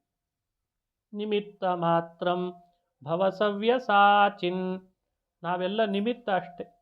ಮಾಡಿಸೋನು ಒಳಗಿದ್ದು ಶ್ರೀಹರಿ ಅಂತ ತೋರಿಸ್ಬೇಕು. ಅರ್ಜುನನಿಗೆ ಅದನ್ನು ವಿಶ್ವರೂಪ ತೋರಿಸಿ ಹೇಳ್ದ. ಗೀತೆಯಲ್ಲಿ ಅದನ್ನು ಪ್ರತ್ಯಕ್ಷವಾಗಿ ಎಲ್ಲರಿಗೆ ಭಾಗವತದಲ್ಲಿ ಪ್ರತ್ಯಕ್ಷವಾಗಿ ತೋರಿಸ್ತಾ ಬಂತು. ಇಷ್ಟೆಲ್ಲ ಮಹಿಮೆ ತಿಳ್ಕೊಂಡವರು ಗೋಪಿಕಾ ಸ್ತ್ರೀಯರು ಅದಕ್ಕೆ ಇಂಥ ಸ್ತೋತ್ರ ಮಾಡಿದರು. ಗೋಪಿ ಗೀತೆ ಆಯಿತು, ಇನ್ನೂ ನೀನು ಬರಲ್ಲ ಅಂತಾದರೆ ನಮ್ಮ ಪ್ರಾಣನೇ ಬಿಡ್ತೇವೆ ಅಂದ್ರಂತೆ. ಅರೇ ನೀವು ಪ್ರಾಣ ಬಿಡಬೇಡ್ರಿ, ನಾನೇ ಬರ್ತೇನೆ ಅಂತಂದ. ಇವು ಪ್ರಾಣ ಬಿಡ್ತೇವೆ ಅಂತಿದಾರಲ್ಲ ಅಂತ ಅವರಿಗೆಲ್ಲ ತಾಸಾ ಮಾವಿರಭೂತ್ ಶೌರಿಹಿ ಸ್ವಯಮಾನ ಮುಖಾಂಭುಜ, ಅವರಿಗೆಲ್ಲ ಆವಿರ್ಭೂತನಾಗಿ ಗೋಪಿಕೆಯರ ಪರೀಕ್ಷೆ ಸಾಕಿನ್ನು ಅಂತ ತನ್ನನ್ನು ದರ್ಶನ ಕೊಟ್ಟ ಅಂತ ಭಾಗವತದಲ್ಲಿ ಬರ್ತದೆ. ಅಂದರೆ ಪರೀಕ್ಷೆ ಮಾಡೋದು ಬಿಡಲಿಲ್ಲ. ಇದು ನಮಗೆ ಹೇಳಿಕೊಡ್ತಾನೆ. ಭಗವಂತ ನಮ್ಮನ್ನು ಪರೀಕ್ಷಿಸಿ ಪರೀಕ್ಷಿಸಿ ಅನುಗ್ರಹ ಮಾಡ್ತಾನೆ. ಪರೀಕ್ಷೆ ಮಾಡದೆ ಅನುಗ್ರಹಿಸಲ್ಲ. ಗೋಪಿಕೆಯರು ಹೊರತಲ್ಲ, ದೇವತೆಗಳು ಹೊರತಲ್ಲ, ಲಕ್ಷ್ಮೀದೇವಿಯೂ ಹೊರತಲ್ಲ ಅಂತೆ. ಭಗವಂತ ಪರೀಕ್ಷೆ ಮಾಡ್ತಾನೆ. ನಾವು ಆ ಪರೀಕ್ಷೆಯಲ್ಲಿ ಫೇಲ್ ಆಗಿಬಿಟ್ರೆ ಸರಿ, ಮತ್ತೊಂದು ಸಲ ಎಂಟ್ರೆನ್ಸ್ ಎಕ್ಸಾಮ್ ಬರೆದು ಬಾ ಅಂತಾನೆ. ಈ ಪರೀಕ್ಷೆಯನ್ನು ಭಾಗವತಗಳು ಅಲ್ಲಲ್ಲಿ ಸ್ಪಷ್ಟಪಡಿಸ್ತಾ ಬರ್ತದೆ. ಇನ್ನು ಕೃಷ್ಣನ ಕಥೆಯಲ್ಲಿ ಕಂಸನ ಸಂಹಾರ ಮಾಡಿದ್ದೊಂದು ಪ್ರಮುಖ ಘಟ್ಟ. ಜಾತಃ ಕಂಸವಧಾರ್ಥಾಯ ಅಂತ ಕೃಷ್ಣನ ಕಥೆ ಹೇಳುವ ಪ್ರಾರಂಭನೇ ಹೇಳ್ತಾರೆ ಇದನ್ನು. ಜಾತಃ ಕಂಸವಧಾರ್ಥಾಯ, ಕೃಷ್ಣನ ಕಥೆ ಕಂಸನ ವಧೆಗಾಗಿಯೂ ಆಗಿದೆ ಅವತಾರ ಅಂತ. ಯಾಕಿಷ್ಟು ಕಂಸನ ವಧೆಗೆ ಅಷ್ಟು ಮಹತ್ವ? ಕೃಷ್ಣ ಮಾಡಿದ ಕಂಸನ ವಧೆಯನ್ನು ಕೇಳಬೇಕು ಯಾಕೆ, ಏನು ಫಲ ಅದರದ್ದು? ಕಂಸ ಅಂದರೆ ಕಾಲನೇಮಿ. ಕಾಲನೇಮಿ ಅಂದರೆ ಕಾಮದ ಅವನ ಕಾಮದ ಅಭಿಮಾನಿ. ಮನುಷ್ಯನನ್ನು ಪೀಡಿಸೋದು ಯಾವುದು ಅಂದರೆ ಕಾಮ. ಅದನ್ನು ಭಗವದ್ಗೀತೆಯಲ್ಲಿ ಕೃಷ್ಣ ಹೇಳ್ತಾನೆ. ಕಾಮ ಏಷಃ ಕ್ರೋಧ ಏಷಃ ರಜೋಗುಣ ಸಮುದ್ಭವ ಜಹಿ ಶತ್ರುಂ ಮಹಾಭಾವೋ. ಕಾಮ ಬಹಳ ದೊಡ್ಡ ಶತ್ರು. ಇವತ್ತು ನಾವು ಸಾಧನೆ ಮಾಡಿಕೊಳ್ಬೇಕು ಅಂತ ಹೋಗ್ತೇವೆ, ನಮ್ಮ ಮನಸ್ಸಿನೊಳಗೇ ಅಡಗುತಾಣ ಅಂದರೆ ಮನಸ್ಸೇ ಅಂತವನಿಗೆ. ಅದನ್ನು ಅಡಗುತಾಣ ಮಾಡಿಕೊಂಡು ನಮ್ಮನ್ನೆಲ್ಲ ವಿರೋಧಿಸ್ತಾನೆ ಸಾಧನದ ದಾರಿಯಿಂದ. ಹಾಗಾಗಿ ಗೀತೆಯಲ್ಲಿ ಕಾಮನನ್ನು ಗೆಲ್ಲು ಅಂತ ಹೇಳ್ದ. ಹ್ಯಾಕೆ ಗೆಲ್ಲಬೇಕು, ಹ್ಯಾಕೆ ಕೊಲ್ಲಬೇಕು ಅವನನ್ನು ಅಂತ ತಾನೇ ಕೃಷ್ಣನಾಗಿ ಬಂದು ಕಂಸನನ್ನು ಕೊಂದು ತೋರಿಸಿದ ಅಂತ ಅರ್ಥ ಅಂತ. ಹಾಗಾಗಿ ಕಂಸ ಸಂಹಾರ ಅದು ಕಾಮ ಸಂಹಾರ ಅಂತ ತಿಳಿಬೇಕು. ಕಾಮದ ಮುಖ ಇನ್ನೊಂದಿದೆ, ಅದು ಕ್ರೋಧ ಅಂತ. ಇದು ಯಾವ ಫಿಲಾಸಫರು ಹೇಳಲಿಲ್ಲ. ಮನುಷ್ಯರಲ್ಲಿ ಹೆಚ್ಚೆಚ್ಚು ಕಾಮ ಕ್ರೋಧದ ಪರಿಣಾಮವಾಗಿ ಹೊರಬರಲಿಕ್ಕೆ ಶುರು ಆಗ್ತದೆ. ಯಾರೋ ಸಿಟ್ಟು ಮಾಡ್ತಿದ್ದಾರೆ ಅಂದರೆ ಕಾಮದ್ದೇ ಇನ್ನೊಂದು ಮುಖ ಅಂತ ಅರ್ಥ ಅಂತ. ಹಾಗಾಗಿ ಕ್ರೋಧ ಕಾಮಗಳು ಒಂದೇ ನಾಣ್ಯದ ಎರಡು ಭಾಗಗಳಂತೆ. ಶ್ರೀಕೃಷ್ಣ ಕಾಮರೂಪ ಕಂಸನನ್ನೂ ಕೊಂದ, ಕ್ರೋಧರೂಪರಾದಂಥ ರಾಕ್ಷಸರೂ ಇದ್ದರು ಬೇಕಾದಷ್ಟು ಜನ. ಕೃಷ್ಣ ಸಂಹಾರ ಮಾಡಿದ ರಾಕ್ಷಸರಲ್ಲಿ ಕ್ರೋಧರೂಪರು. ಕ್ರೋಧ ಪರವಶನಾದವನು ಯಾರು? ಅತಿ ಹೆಚ್ಚು ಕ್ರೋಧ. ಕಾಲನೇಮಿ ಹೇಗೋ ಹಾಗೇನೆ ಒಬ್ಬ ಇದ್ದಂತೆ, ಬಹಳ ದೊಡ್ಡ ರಾಕ್ಷಸ ಆತ. ಕಾಲ ಯವನ ಅಂತ ಒಬ್ಬನಿದ್ದಂತೆ. ಅವನು ಕ್ರೋಧ ಪರವಶ. ಅವನು ನಮ್ಮ ದೇಶದಲ್ಲಿ ಹುಟ್ಟಿದವನಲ್ಲ, ಅವನು ಯಾವುದೋ ಪರದೇಶದಲ್ಲಿ ಹುಟ್ಟಿದ್ದ. ಇಲ್ಲಿ ಬಂದು ಕೃಷ್ಣನ ಮೇಲೆ ಭಾರಿ ದಂಡೆತ್ತಿ ಕೊಲ್ತೇನೆ ಅಂತ ಬಂದ. ಕೃಷ್ಣ ಅವನನ್ನು ಸಂಹರಿಸಿದ ಅಂತ ಕಥೆ ಬರ್ತದೆ. ಹೀಗೆ ಕ್ರೋಧ ಕಾಮಗಳ ಸಂಹಾರವನ್ನು ಹೇಗೆ ಮಾಡಬೇಕು ಅನ್ಲಿಕ್ಕೆ ಉಪಾಯ ಹೇಳಿಕೊಟ್ಟು ತಾನೇ ಮಾಡಿ ತೋರಿಸಿದವನು ಶ್ರೀಕೃಷ್ಣ ಅಂತ ಕೃಷ್ಣನ ಕಥೆಯನ್ನು ಅನುಸಂಧಾನ ಮಾಡಬೇಕಂತ. ಇನ್ನೊಂದು ಭಗವದ್ಗೀತೆಯಲ್ಲಿ ಬರುವ ತಾತ್ವಿಕವಾದಂಥ ಅಂಶ, ನಮ್ಮ ಬದುಕಿನಲ್ಲಿ ನಾವು ನಿಷ್ಕಾಮ ಕರ್ಮವನ್ನು ಮಾಡಬೇಕು. ನಿಷ್ಕಾಮ ಕರ್ಮ ಅಂದ್ರೇನು? ಆಸೆ ಇಲ್ಲದೆ ದೇವರ ಪ್ರೀತಿಯಾಗಲಿ ಅಂತ ಕರ್ತವ್ಯವನ್ನು ಶಾಸ್ತ್ರಗಳಲ್ಲಿ ವಿಹಿತವಾದದ್ದನ್ನು ನಡೆಸ್ತಾ ಬರಬೇಕಂತ. ಇದೇ ನಿಷ್ಕಾಮ ಕರ್ಮ. ಇದಕ್ಕೆ ಕೃಷ್ಣ ಹೇಳಿದ್ದು ಯೋಗ ಅಂತ. ಆ ಯೋಗವನ್ನು ಶ್ರೀಕೃಷ್ಣ ಆಚರಣೆ ಮಾಡಿದ್ದಲ್ಲದೆ ಮಾಡ್ರಿ ಅಂತ ಉಪದೇಶನೂ ಮಾಡ್ತಾ ಬಂದ. ಯಾರ್ಯಾರೆಲ್ಲ ಮಾಡ್ತಿದ್ರೋ ಈ ಧರ್ಮವನ್ನು ಅವರಿಗೆಲ್ಲ ರಕ್ಷಕನಾಗಿ ನಿಂತಂತೆ. ಯಾರ್ಯಾರು ಮಾಡ್ತಾ ಇದ್ರು ಈ ಧರ್ಮವನ್ನು? ಪಾಂಡವರು. ಅವರು ನಿಷ್ಕಾಮ ಕರ್ಮ ರತರಾಗಿದ್ರಂತೆ. ಮೊದಲನೇ ಕಕ್ಷೆಯಲ್ಲಿ ಅವರೇ, ಮೊದಲನೇ ಸ್ತರದಲ್ಲಿ ಅವರು ಬರ್ತಾರೆ. ಭಾಗವತ ಧರ್ಮ ನಿಷ್ಕಾಮ ಕರ್ಮ ಮಾಡ್ತಾ ಇದ್ದವರು ಪಾಂಡವರು. ಅವರಿಗೆ ಹಿಂದೆ ರಕ್ಷಕನಾದ. ಉದ್ಧವ ಅವನು ಭಗವದ್ಭಕ್ತಿ ಮಾಡ್ತಾ ಇದ್ದದ್ದಲ್ಲದೆ ನಿಷ್ಕಾಮವಾದ ಕರ್ಮವನ್ನು ಮಾಡ್ತಾ ಇದ್ದ. ಅಕ್ರೂರ ನಿಷ್ಕಾಮ ಕರ್ಮ ರತನಾಗಿದ್ದ. ಅದರಂತೆ ಸಾಂದೀಪಿನಿ ಅಂತ ಆಚಾರ್ಯರು ಇದ್ರಂತ ಆ ಕಾಲದಲ್ಲಿ.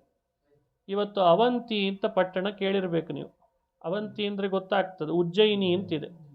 ಆ ಉಜ್ಜಯಿನಿಯಲ್ಲಿ ಒಂದು ಗುರುಕುಲ ನಡೆಸ್ತಾ ಇದ್ರು ವಿಪ್ರ. ಅವರೊಬ್ಬರು ಆಚಾರ್ಯರು ತಮ್ಮ ಮನೆಯಲ್ಲಿ 100 ಜನ ಶಿಷ್ಯರನ್ನು ಪಾಠ ಹೇಳಲಿಕ್ಕೆ ಅಂತ ಗುರುಕುಲ ತೆಗೆದಿದ್ರು. ಅಲ್ಲಿ ಇಟ್ಟುಕೊಂಡು ಪಾಠ ಮಾಡ್ತಾ ಇದ್ರು. ಮಥುರಾ ಪಟ್ಟಣದಲ್ಲಿ ಕೃಷ್ಣ ಇದ್ದ. ಅವ್ರಿಗೆ ಹೇಳ್ದ, ನಾನು ಉಪನಯನ ಮಾಡಿಸ್ಕೊಂಡು ಅಲ್ಲಿಗೆ ಬರ್ತೇನೆ, ನೀವು ನನಗೆ ಪಾಠ ಮಾಡ್ರಿ ಅಂತಂದ. ಸರಿ, ಕಂಸನನ್ನು ಸಂಹಾರ ಮಾಡಿ ಅಪ್ಪ ಅಮ್ಮನ ಹತ್ರ, ವಸುದೇವ ದೇವಕಿಯರ ಹತ್ರ ಉಪನಯನ ಮಾಡಿಸ್ಕೊಂಡು ತನ್ನ ಅಧ್ಯಯನಕ್ಕೋಸ್ಕರ ಅಂತ ಅಡ್ಮಿಷನ್ ಮಾಡಿಸಿದ್ದು ಉಜ್ಜಯಿನಿಯಲ್ಲಂತ. ಈಗ ಮಥುರಾ ಪಟ್ಟಣಕ್ಕೂ ಉಜ್ಜಯಿನಿಗೂ ಎಷ್ಟು ದೂರ ಇದೆ ಅಂತ ನೋಡಿ, ಭಾಳ ದೂರ ಇದೆ. ಇವತ್ತಿನ ಭಾರತದಲ್ಲೇ ತಾನೇ ಕೃಷ್ಣ ಬಂದದ್ದು. ಮಥುರಾ ಪಟ್ಟಣದಿಂದ ಅವಂತಿಪುರಕ್ಕೆ ಬಂದು ಸಾಂದೀಪಿನಿಗಳ ಗುರುಕುಲದಲ್ಲಿ ಅಡ್ಮಿಷನ್ ಮಾಡಿಸಿದ. ಹೇಳಿದ್ದಂತೆ ಸಾಂದೀಪಿನಿಗಳಿಗೆ, ನಾನು ಭಾಳ ದಿವಸ ಇರೋದು ಸ್ವಲ್ಪ ಕಷ್ಟ ಆಗ್ತದೆ, ಕೆಲಸ ಬಹಳ ಇದೆ, ಅದಕ್ಕೆ ನನಗೆ ಬ್ರಿಡ್ಜ್ ಕೋರ್ಸ್ ಯಾವುದಾದ್ರೂ ಇದ್ರೆ ಹೇಳ್ರಿ ಅಂತಂದ. ಈಗೆಲ್ಲ ಯೂನಿವರ್ಸಿಟಿಗಳಲ್ಲಿ ಬ್ರಿಡ್ಜ್ ಕೋರ್ಸ್, ಸೇತು ಪಾಠ ಅಂತ ಮಾಡ್ತಾರೆ. ಅಂದರೆ 1 ಡಿಗ್ರಿಯಿಂದ ಇನ್ನೊಂದು ಕಡೆಯಲ್ಲಿ ಆತ ಹಾರಬಲ್ಲ ಅಂತ ಅರ್ಥ. ಹಾಗೆ ಬೇಗ ನಾನು ಅಧ್ಯಯನ ಮುಗಿಸ್ಬೇಕು ಅಂತ. ಅದಕ್ಕೆ ಅವರು ಅಂದರು, ಇರೋದು 64 ವಿದ್ಯೆ ಕೃಷ್ಣ, ನೀನು ಅದನ್ನು ಹ್ಯಾಗೆ ಪಾಠ ಕೇಳ್ತಿ ಹಾಗೆ ಹೇಳ್ತೀನಿ ಅಂತಂದ್ರಂತೆ. ಶಿಷ್ಯರ ಬುದ್ಧಿವಂತಿಕೆ ಮೇಲೆ ಗುರುಗಳು ಪಾಠ ಮಾಡ್ತಿರ್ತಾರೆ, ಹಿಂದೆಲ್ಲ ಹಾಗಿರ್ತಿತ್ತು. ಸರಿ, ಹಾಗಾದರೆ 64 ವಿದ್ಯೆ ಅಂತ ಅಂತಿದ್ದೀರಿ, ನಾನು ಕೂಡ 64 ದಿನ ಇರ್ತೀನಿ, 64 ವಿದ್ಯೆ ಹೇಳ್ಕೊಟ್ಬಿಡ್ರಿ ಅಂತಂದ. ಹಗಲು ರಾತ್ರಿ ಪಾಠ, 64 ವಿದ್ಯೆಗಳನ್ನು ಕೃಷ್ಣನ ಮುಂದೆ ಎಷ್ಟು ಸ್ಪೀಡ್ ಒಪ್ಪಿಸಿರ್ಬೇಕು ನೋಡ್ರಿ. ಯಾವುದು AI ವ್ಯವಸ್ಥೆ ಇನ್ನೂ ಬಂದಿರಲಿಲ್ಲ ಅವಾಗೆಲ್ಲ. ಅದನ್ನು ಹೇಗೆ ಭೂಮಿಯವರಲ್ಲಿ ಇಟ್ಕೊಳ್ತಾನೆ ಕೃಷ್ಣ, ಇವರು ಹೇಗೆ ಒಪ್ಪಿಸ್ಬೇಕು? ಏನಿಲ್ಲ, ಅವರು ಹೇಳ್ತಾನೆ ಇದ್ದಾರೆ 64 ಕಲೆ ಮುಗಿದೋಯ್ತು. 64 ದಿನಕ್ಕೆ ಅವರು ಅಂದ್ರಂತೆ, 64 ಕಲೆ ಹೇಳಿಬಿಟ್ಟಿದ್ದೇನೆ ಕೃಷ್ಣ ಪಾಠ ನಿನಗೆ, ಇನ್ನೇನು ನಿನಗೆ ಸ್ನಾತಕೋತ್ತರ ಪದವೀಧರ ಅಂತ ಇದನ್ನು ಬೇರೆ ಮಾಡಬೇಕಲ್ಲ, ಈಗ ಈ ಸರ್ಟಿಫಿಕೇಟ್ ಬೇರೆ ಕೊಡಬೇಕಲ್ಲ. ಇತ್ತೀಚೆಗೆ ಅದೊಂದು marks card, progress card, certificate ಎಲ್ಲ ಕೊಡಬೇಕು. ಗುರುದಕ್ಷಿಣೆ ಅಂತೂ ಮೊದಲೇ ಡೊನೇಷನ್ ರೂಪದಲ್ಲಿ ಹೋಗಿಬಿಟ್ಟಿರ್ತದೆ. ಈಗ ಇಲ್ಲಿ ಹಾಗಲ್ಲ. ಗುರುಕುಲ ವಾಸ ಮಾಡಿದ ಶ್ರೀಕೃಷ್ಣ, ಗುರುಗಳೇ ಇಷ್ಟು ಪಾಠ ಮಾಡಿದಿರಿ, ಗುರುದಕ್ಷಿಣೆ ಕೊಡದೆ ಹೋಗಬಾರ್ದು, ನಿಮ್ಮ ಪಾಠ ಕೇಳಿದ ನಾನು ದಕ್ಷಿಣೆ ಕೊಡ್ತೇನೆ, ಏನು ಕೊಡಲಿ ಅಂತ ಕೇಳಿದ್ದಂತೆ. ಆಚಾರ್ಯಾಯ ಪ್ರಿಯಂ ಧನಮಾಹೃತ್ಯ ಪ್ರಜಾತಂತುಂ ಮಾವ್ಯವಚ್ಛೇತ್ಸೀಹಿ ಸತ್ಯಾನ್ನ ಪ್ರಮದಿತವ್ಯಂ ಧರ್ಮಾನ್ನ ಪ್ರಮದಿತವ್ಯಂ ಕುಶಲಾನ್ನ ಪ್ರಮದಿತವ್ಯಂ ಭೂತ್ಯೈ ನ ಪ್ರಮದಿತವ್ಯಂ ಮಾತೃದೇವೋ ಭವ ಪಿತೃದೇವೋ ಭವ ಆಚಾರ್ಯ ದೇವೋ ಭವ. ಇದು ಏಷ ಆದೇಶ, ಏಷ ಉಪದೇಶ. ಇದು ನಮ್ಮ ಸಂಸ್ಕೃತಿ, ಇದು ನಮಗೆ ವೇದ ಭಾಷೆ, ವೇದ ಮಾಡ್ತಾ ಇರುವ ಆದೇಶ. ಯಾವ ಗುರುಗಳ ಬಳಿ ಪಾಠ ಕೇಳ್ತೀಯಾ ಅವರಿಗೇನು ಪ್ರಿಯ ಅಂತ ಅವರನ್ನೇ ಕೇಳಿ ತಂದುಕೊಡು ಅಂತ ಹೇಳ್ತದೆ. ಆಚಾರ್ಯಾಯ ಪ್ರಿಯಂ ಧನಮಾರುತ್ಯ, ಅವ್ರಿಗೇನು ಪ್ರಿಯ ಅಂತ ಕೇಳಿ ಕೊಡಬೇಕು. ನಿಮಗೇನು ಪ್ರಿಯ ಹೇಳ್ರಿ ಸಾಂದೀಪಿನಿಗಳೇ, ಅದನ್ನೇ ತಂದು ಕೊಡ್ತೀನಿ ಅಂತಂದ ಕೃಷ್ಣ. ಅವರಂದರು, ನೀನು ಓದಿದ್ದೇ ದೊಡ್ಡ ಪ್ರಿಯ ಅಂತಂದರು. ಜಗತ್ತಿನಲ್ಲೆಲ್ಲ ನೀನೇ ಪ್ರಿಯ, ಹರಿಭಕ್ತರಿಗೆ ಮೋಕ್ಷ ಕೊಡುವ ನಿನಗೆ ಮುಕ್ತಾನಾಂ ಪರಮಾಗತಿ, ನಿನಗಿಂತ ಪ್ರಿಯ ಯಾರಿದ್ದಾರೆ, ನೀನೇ ನನಗೆ ಪ್ರಿಯ ಅಂದ್ರಂತವ್ರು. ಸರಿ, ಬೇರೆ ಏನೋ ಇದೆ ಕೇಳ್ರಿ ಅಂತಾನೆ. ಇವ ಹೇಳಲ್ಲ, ಅವ್ರು ಕೇಳ್ತಾ ಇಲ್ಲ. ಇದು ನಿಷ್ಕಾಮ ಅಂತ, ಇದಕ್ಕೆ ನಿಷ್ಕಾಮ ಅಂತ ಕರೆಯೋದು. ಇವನೇ ಹೇಳಬೇಕೋ ಬೇಡ, ಹೇಳುವಲ್ಲ, ಅವ್ರು ಕೇಳ್ತಾ ಇಲ್ಲ, ಬೇಡ ಬೇಡ ಬೇಡ. ಕೊನೆಗೆ ಗುರುಪತ್ನಿ ಇದ್ರು, ಸಾಂದೀಪಿನಿ ಆಚಾರ್ಯರ ಪತ್ನಿ. ಆ ಹೆಂಡತಿ ಅವಳು ಬಂದ್ಲು, ಅವಳ ಹತ್ರ ಕೇಳಿದ ಕೃಷ್ಣ, ನಾನು ಗುರುಗಳ ಹತ್ರ ಅಧ್ಯಯನ ಮಾಡಿದ್ದೀನಿ, ಗುರುಪತ್ನಿ ನೀವು, ಅವರು ಏನೂ ಬೇಡ ಬೇಡ ಅಂತಿದ್ದಾರೆ, ನನಗೇನಾದರೂ ಕೊಡಬೇಕು ಅನಿಸಿದೆ, ನೀವಾದರೂ ಹೇಳಿ ತಾಯಿ ಅಂತಂದ. ಅವರಿಗೆ ಆ ಸಾಂದೀಪಿನಿಗಳಿಗೆ ಒಬ್ಬ ಮಗ ಹುಟ್ಟಿದ್ದ.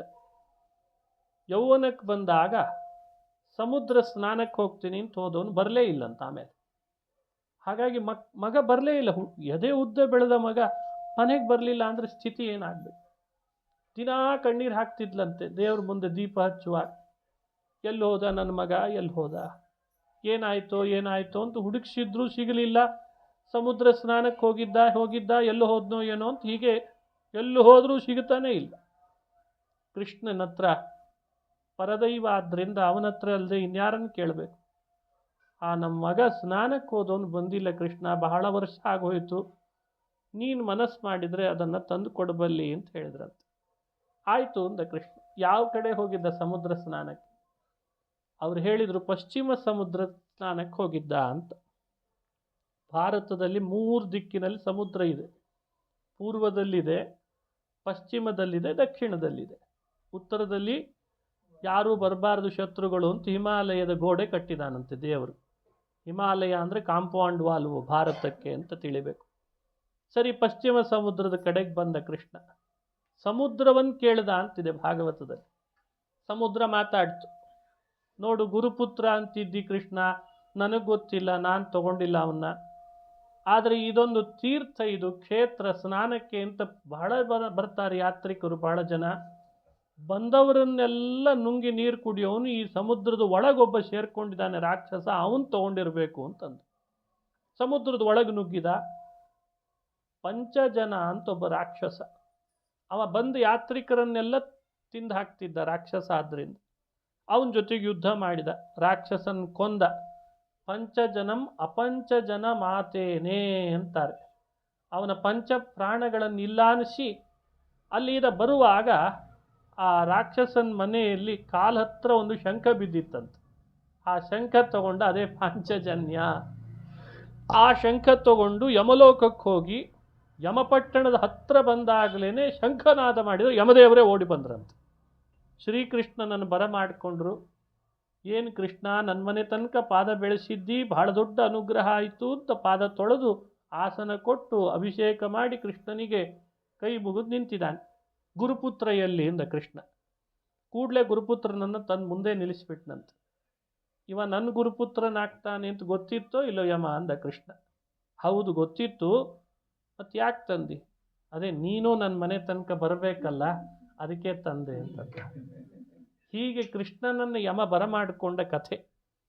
ಆಮೇಲೆ ಯಮ ಕ್ಷಮಿಸ್ಬಿಡು ನನ್ನ ಅಂತ ಗುರುಪುತ್ರನನ್ನು ಒಪ್ಪಿಸಿದ್ರೆ ಮೃತಪುತ್ರನನ್ನು ಭೂಮಿಗೆ ಪುನಃ ಕರೆತಂದು ಸಾಂದೀಪಿನಿಗಳಿಗೆ ಗುರುದಕ್ಷಿಣೆಯಾಗಿ ಒಪ್ಪಿಸಿದ. ಮೃತಪುತ್ರಂ ಆನಯಂತಂ ತಂ ನಮಾಮಿ ಹರಿಂಭಜೆ. ಈ ಚರಿತ್ರೆ ಕೃಷ್ಣನ ಮಹಿಮೆ ಹೇಳಲಿಕ್ಕೆ ಬಂದದ್ದು ಅಂತ ಒಂದು. ಈ ಚರಿತ್ರೆ ಬರೀ ಕೃಷ್ಣನ ಮಹಿಮೆ ಅಲ್ಲ, ಸ್ವಧರ್ಮ ಆಚರಣೆ ಮಾಡೋರು ದುಃಖ ದೇವ್ರು ಹ್ಯಾಕೆ ಕಳೀತಾನೆ ಅಂತ ಹೇಳಲಿಕ್ಕೆ ಬಂದದ್ದು. ಸಾಂದೀಪಿನಿಗಳು ಸ್ವಧರ್ಮ ನಿರತರು. ಸ್ವಾಧ್ಯಾಯ ಪ್ರವಚನಾಭ್ಯಾಂ ನ ಪ್ರಮದಿತವ್ಯಂ ಅಂತದು ಭಾಗವತ, ಅದು ವೇದ. ತಾವು ಮಾಡಬೇಕಾದ ಅಧ್ಯಯನ ಪ್ರವಚನಗಳೇ ಅವರಿಗೆ ಸ್ವಧರ್ಮ. ನಿಷ್ಕಾಮವಾಗಿ ನಡೆಸ್ತಾ ಇದ್ದಾರೆ. ಅವರಿಗೇನೋ ಜನ್ಮಾಂತರದ ಕರ್ಮದಿಂದ ಪುತ್ರ ಶೋಕ ಬಂದಿದೆ, ಅದು ತಡ್ಕೊಳ್ಳಿಕ್ಕೆ ಆಗ್ತಾ ಇಲ್ಲ ಅವರಿಗೆ. ಕೃಷ್ಣ ಮಥುರಾ ಪಟ್ಟಣದಿಂದ ಬೇಕಾದಷ್ಟು ಗುರುಕುಲಗಳಿತ್ತು, ಅಲ್ಲಿಗೆಲ್ಲೂ ಅಡ್ಮಿಷನ್ ಮಾಡಿಸದೆ ಉಜ್ಜಯಿನಿಗೆ ಬಂದು ಅಡ್ಮಿಷನ್ ಮಾಡಿಸಿದ. ಅವನು ಸರ್ವಜ್ಞ, ಅವನಿಗೇನು 64 ವಿದ್ಯೆ ಕಲಿಬೇಕಿರಲಿಲ್ಲ. ಆದರೂ ಅವ್ರ ಕಡೆಯಿಂದ 64 ವಿದ್ಯೆಯನ್ನು ಪಾಠ ಮಾಡಿಸ್ಕೊಂಡಂತೆ ನಾಟಕ ಮಾಡಿದ.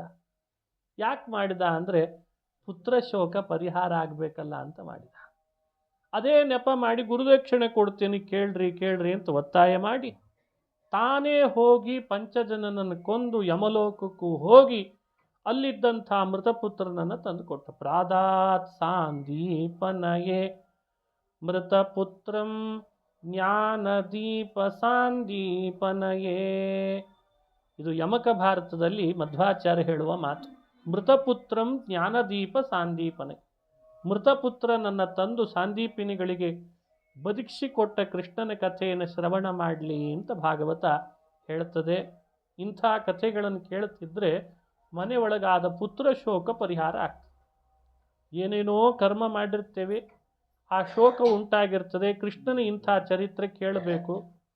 ಸ್ವಧರ್ಮರತರನ್ನು ಹೇಗೆ ಶೋಕ ದೂರ ಮಾಡ್ತಾನೆ ಕೃಷ್ಣ ಅನ್ನೋದಕ್ಕೆ ಇದೊಂದು ನಿದರ್ಶನ.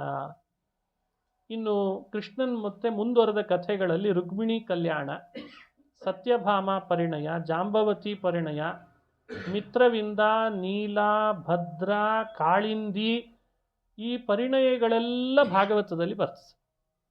ಕೃಷ್ಣನ ಕಥೆನೇ ಚಂದ. ಪರಿಣಯಗಳ ಕಥೆ ಕೇಳಿದರೆ ಮನೆಯಲ್ಲಿ ಕಲ್ಯಾಣ ಆಗ್ತದೆ. ಪರಿಣಯ ಅಂದರೆ ಕಲ್ಯಾಣ ಅಂತ ಅರ್ಥ.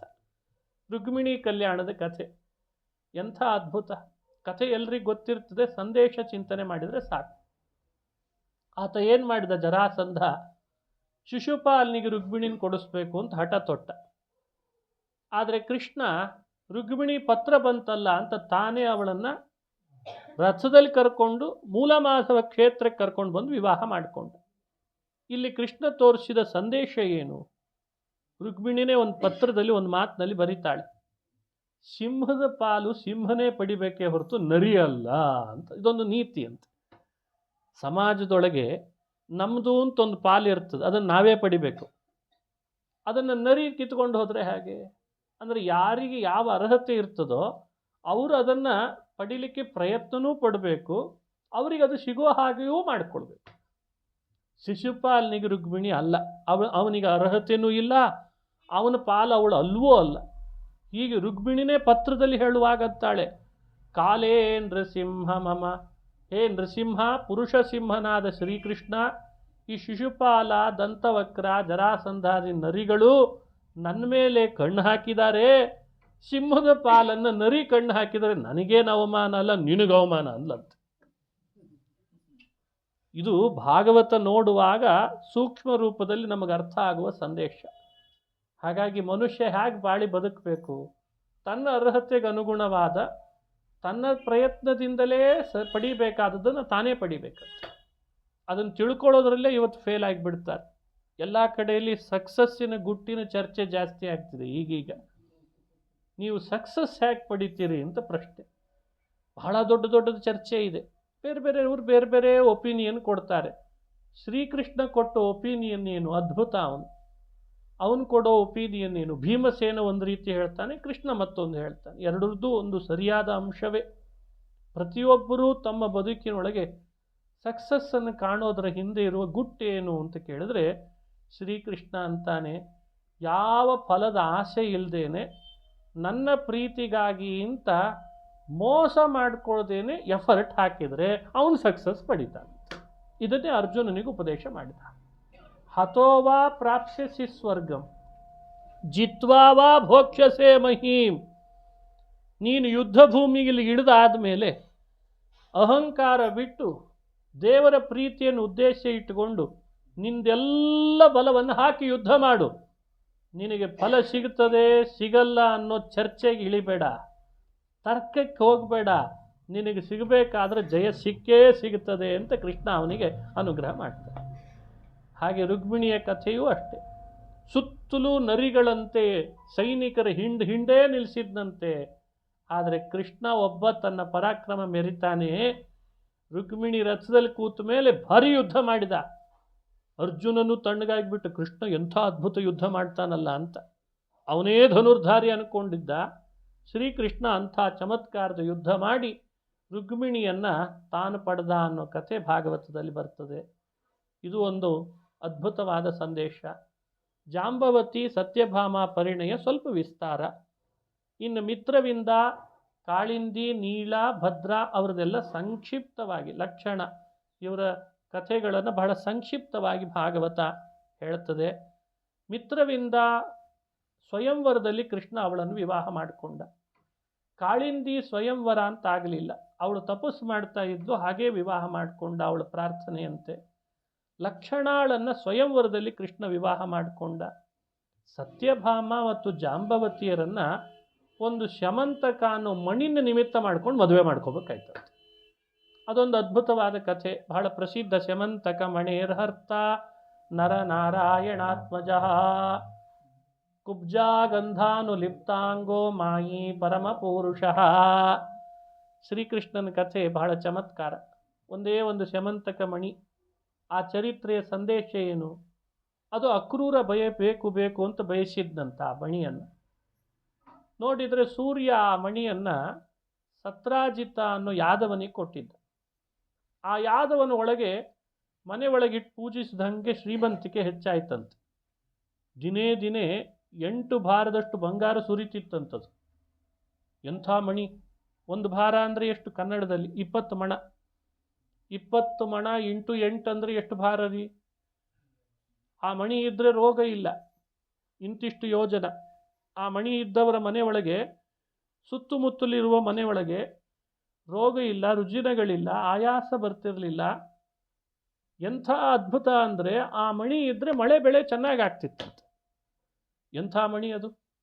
ಆ ಮಣಿಯ ಬಗ್ಗೆ ಸೂರ್ಯ ತಂದು ಸ್ನೇಹದ ಗುರುತಿಗೆ ಸತ್ರಾಜಿತನಿಗೆ ಕೊಟ್ಟದ್ದಕ್ಕೆ ಎಲ್ಲ ಯಾದವರು ಒಂದು ಸ್ತರದ ಶ್ರೀಮಂತರೇ. ಆದರೆ ಈತ ಮಾತ್ರ ಮಣಿ ಬಂದಾಗಿಂದ ಸ್ವಲ್ಪ ಅಡಿಷನಲ್ ಆದ. ಈಗೆಲ್ಲ ಯಾದವರಿಗೆ ಕಣ್ಣು ಬೀಳಲ್ವೇ? ವಠಾರ ಅಂತೀವಿ ನಮ್ಮ ಕಡೆ ಎಲ್ಲ.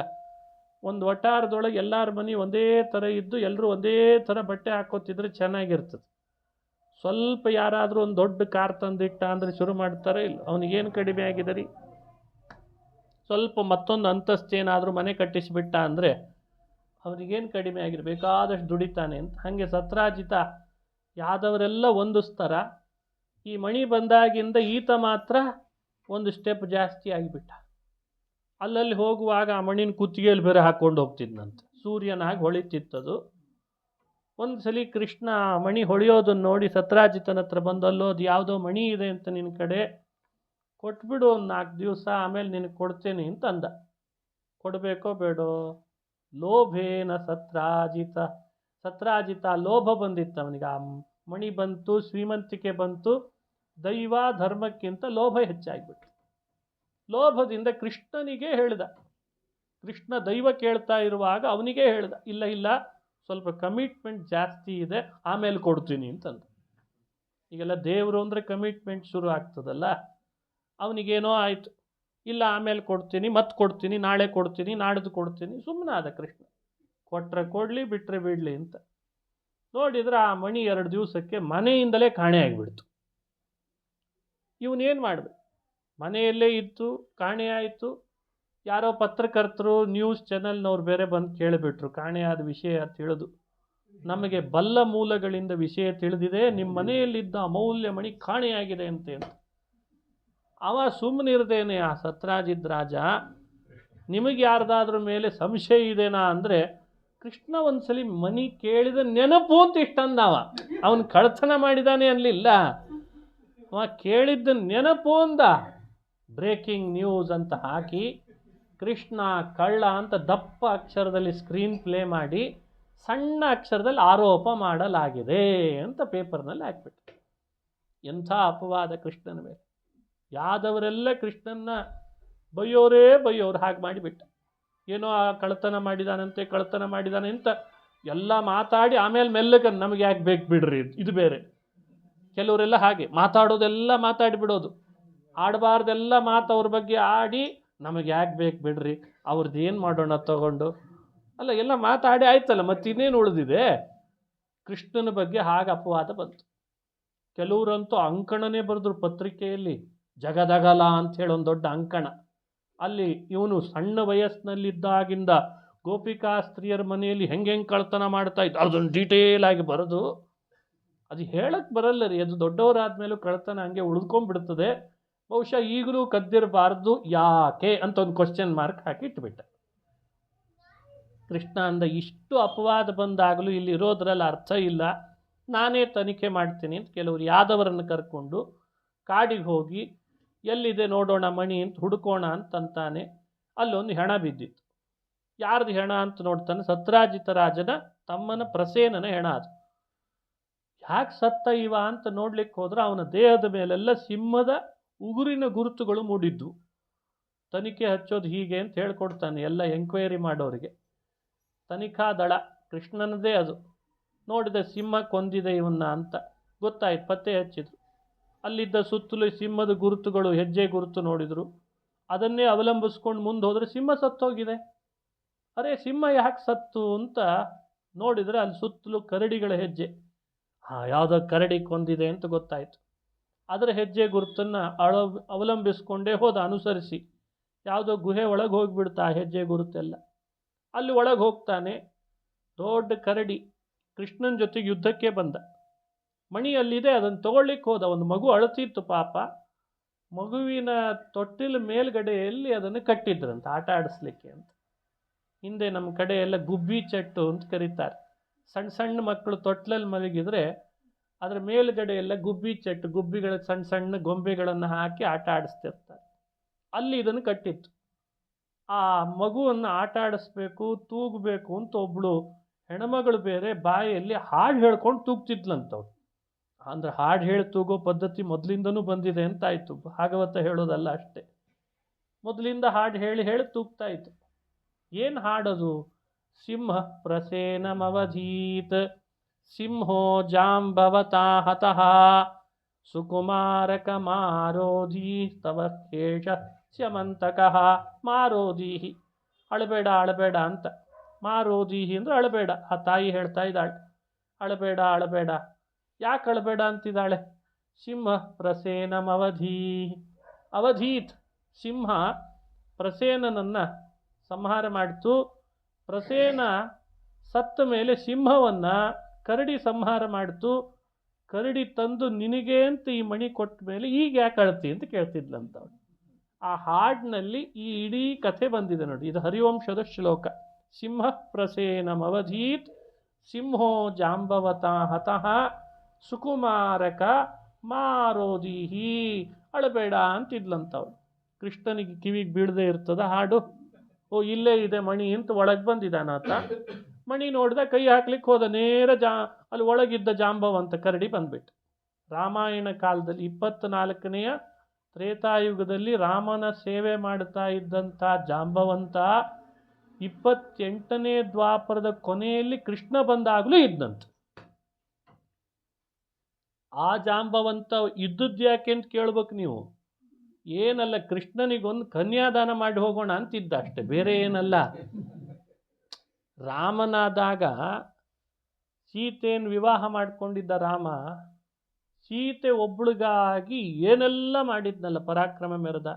ಒಬ್ಳು ಸೀತೆಗೋಸ್ಕರ ಲಂಕೆಗೆ ಸೇತುವೆ ಕಟ್ಟಿಸಿದ, ಸಮುದ್ರದ ಮಧ್ಯದಲ್ಲಿ ಕಪಿ ಸೈನ್ಯ ಕಟ್ಟಿಸಿದ, ಎಲ್ಲ ಸೀತೆಗಾಗಿ ಮಾಡಿದ ಅಂತ ಅನಿಸ್ತು. ಇದನ್ನು ನೋಡಿ ನೋಡಿ ಜಾಂಬವಂತನಿಗೆ ಅನಿಸ್ತಂತೆ, ಜನಕರಾಜ ಕನ್ಯಾದಾನ ಮಾಡಿ ಒಬ್ಳು ಸೀತೆಯನ್ನು ರಾಮನಿಗೆ ಕೊಟ್ಟು ಅಳಿಯನನ್ನು ಮಾಡಿಕೊಂಡಲ್ಲ, ಇಂಥ ರಾಮನಿಗೆ ನಾನು ಯಾಕೆ ಕೊಡಬಾರ್ದು ಅನ್ನಿಸ್ತಂತೆ. ಅದಕ್ಕೊಂದು ಕನ್ಯೆಯನ್ನು ಪಡೆದು ಕನ್ಯಾದಾನ ಮಾಡ್ತೀನಿ ರಾಮ, ನೀನಿರಬೇಕು ಅಂತ ಶುರು ಮಾಡಿದ ರಾಮನಿಗೆ. ರಾಮ ಅಂದ, ನಾನಿರಬೇಕು ಅಂತ ಹಠ ಮಾಡಬೇಡ ಜಾಂಬವಂತ, ಬೇಕಂದ್ರೆ ನೀನಿರು. ಕನ್ಯಾದಾನ ಏಕಪತ್ನಿ ವ್ರತಸ್ಥ ಮಾಡಿಸ್ಕೊಳ್ಳೋದಿಲ್ಲ. ಈಗ ಕೃಷ್ಣನಾಗಿ ಬಂದಾಗ ಬಹುಪತ್ನಿ ವ್ರತಸ್ಥನಾಗಿರ್ತೇನೆ, ಆವಾಗ ಮಾಡಿಸ್ಕೋತೇನೆ ಅಂದಂತೆ. ಜಾಂಬವಂತ ಅಂದ, ನೀನಿರು ಅಂದದ್ದಕ್ಕೆ ನಾನು ಇರ್ತೇನೆ, ನಾನು ಕಾಯ್ತೇನೆ ಅನ್ನದ್ದು ಜಾಂಬವಂತ. ರಾಮ ಕೃಷ್ಣನಾಗಿ ಬರೋವರೆಗೂ ಕಾದ. ಅವನಿಗೆ ಒಂದು ಕನ್ಯೆ ಹುಟ್ಟಿದಾಳೆ ಜಾಂಬವತಿ. ಈಗ ನೋಡ್ರಿ, ಅವನು ಮಣಿ ಕಳ್ತನ ಮಾಡ್ಕೊಂಡು ಬಂದದ್ದು ಅದಕ್ಕೆ. ಅದು ಸುಮ್ಮನೆ ಮಣಿ ಕಳ್ತನ ಮಾಡಿಲ್ಲ, ಅವನು ಬಹಳ ದೊಡ್ಡ ಜ್ಞಾನಿ ಜಾಂಬವಂತ. ಅವನಿಗೆ ಗೊತ್ತಿಲ್ವೇ, ಅದಕ್ಕೆ ಬೇಟೆ ಆಡ್ದ ಹಾಗೆ ಮಾಡಿ ಸಿಂಹದ ಹತ್ರ ಇದ್ದ ಮಣಿ ಕಸ್ಕೊಂಡು ಗುಹೆಗೆ ಬಂದು ಕೂತ್ಕೊಂಡ್ಬಿಟ್ಟ. ಬರಲಿ, ಬೇಕಂದ್ರೆ ಕೃಷ್ಣ ಬರಲಿ, ಮಗಳನ್ನು ಕೊಟ್ಟು ಕಳಿಸ್ತೇನೆ ಅಂತ ಆತ. ಪ್ರತ್ಯೇಕ ಮತ್ತೆಲ್ಲಿ ಅಗ್ನ ಮಾಡಿ ಕೊಡೋದು ಅಂತ. ಬಂದೇ ಬರ್ತಾನೆ ಕೃಷ್ಣ ಈ ಮಣಿ ಹುಡುಕೊಂಡು ಅಂತ.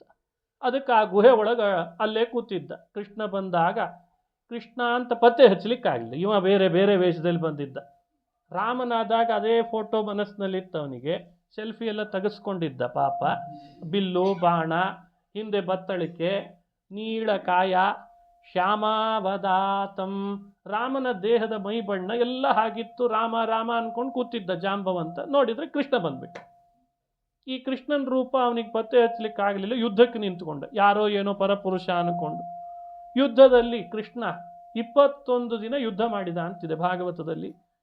21 ದಿನ ಆದಮೇಲೆ ಇನ್ನೆಷ್ಟು ಮಾಡೋಣ ಯುದ್ಧ, ಜಾಂಬವಂತ ಸಾಕಿವನು ಯುದ್ಧ ಅಂತ ಹೇಳಿ ಒಂದು ಮುಷ್ಟಿ ಮಾಡಿ ಜಾಂಬವಂತನ ಬೆನ್ನಿಗೆ ಗುದ್ದಿದ್ದಂತೆ. ಗುದ್ದಿದ ಕೂಡಲೇ ರಾಮ ಅಂತ ಬಾಯಲ್ಲಿ ರಾಮನಾಮ ಬಂತು. ಕೃಷ್ಣನೇ ರಾಮನಾಗಿ ಕಂಡ ಅಂತ ಭಾಗವತದಲ್ಲಿ ಬರ್ತದೆ. ಹೀಗೆ ಕೆಲವರಿಗೆ ಗುದ್ದಿದ ಮೇಲೆ ರಾಮ ಅಂತ ನಾಮ ಬರ್ತದೆ. ಜೀವನದಲ್ಲಿ ದೇವರು ಆವಾಗವಾಗ ಗುದ್ದುತ್ತಿರ್ತಾನೆ ಬಂದು, ಆಗಲಾದರೂ ದೇವ್ರ ನಾಮ ಹೇಳಬೇಕೋ ಬೇಡ. ಹಾಗೆ ಕೃಷ್ಣ ಮುಷ್ಟಿ ವಿನಿಷ್ಪಿಷ್ಟ, ಕೃಷ್ಣನ ಮುಷ್ಟಿಯ ಏಟಿಗೆ ಜಾಂಬವಂತ ರಾಮ ಅಂತಂದ. ಶ್ರೀಕೃಷ್ಣನೇ ರಾಮನಾಗಿ ಕಂಡಾಗ ನೀನು ಅಂದಿದ್ದಿ ಮತ್ತು ನಾನು ಬರಬೇಕು ಕನ್ಯಾದಾನ ಮಾಡಿಸ್ಕೊಳ್ಳಿಕ್ಕೆ ಬಂದಿದ್ದೇನೆ ಎಂದಿದ್ದಕ್ಕೆ ಜಾಂಬವತಿಯನ್ನು ಜೊತೆಗೆ ಸ್ಯಮಂತಕ ಮಣಿಯನ್ನು ಇಟ್ಟು ಕನ್ಯಾಮಣಿ ದಾನ ಮಾಡಿದ ಅಂತ ಭಾಗವತದಲ್ಲಿ ಬರ್ತದೆ. ಇದು ಜಾಂಬವಂತನ ಮೇಲೆ ಕೃಷ್ಣ ತೋರಿಸಿದ ಭಕ್ತ ವಾತ್ಸಲ್ಯ. ಹಾಗೆ ಯಾವ್ಯಾವುದೋ ಯುಗಗಳಲ್ಲಿ ತನ್ನ ಭಕ್ತರಿಗೆ ಕೊಟ್ಟ ಮಾತನ್ನು ದೇವರು ಸತ್ಯ ಮಾಡ್ತಾನೆ, ಸತ್ಯ ಸಂಕಲ್ಪ ಅನ್ಲಿಕ್ಕೆ ಈ ಚರಿತ್ರೆಯನ್ನು ಭಾಗವತ ಹೇಳ್ತದೆ.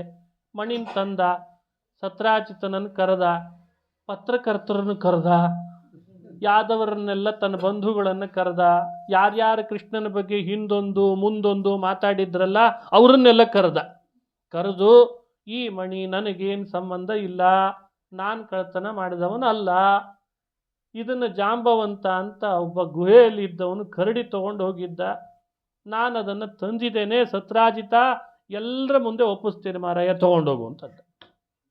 ಇವನಿಗೆ ಮುಖ ಸಣ್ಣ ಆಯ್ತು ಸತ್ರಾಜಿತ. ಯಾಕಾದರೂ ಕೃಷ್ಣನ ಮೇಲೆ ಅಪವಾದ ಹಾಕಿದ್ನೋ ಏನೋ ಅಂತ ಎಲ್ಲರೂ ಪತ್ರಿಕೆಯಲ್ಲಿ ವಿಪರೀತ ಬರೀಲಿಕ್ಕೆ ಶುರು ಮಾಡಿದರು.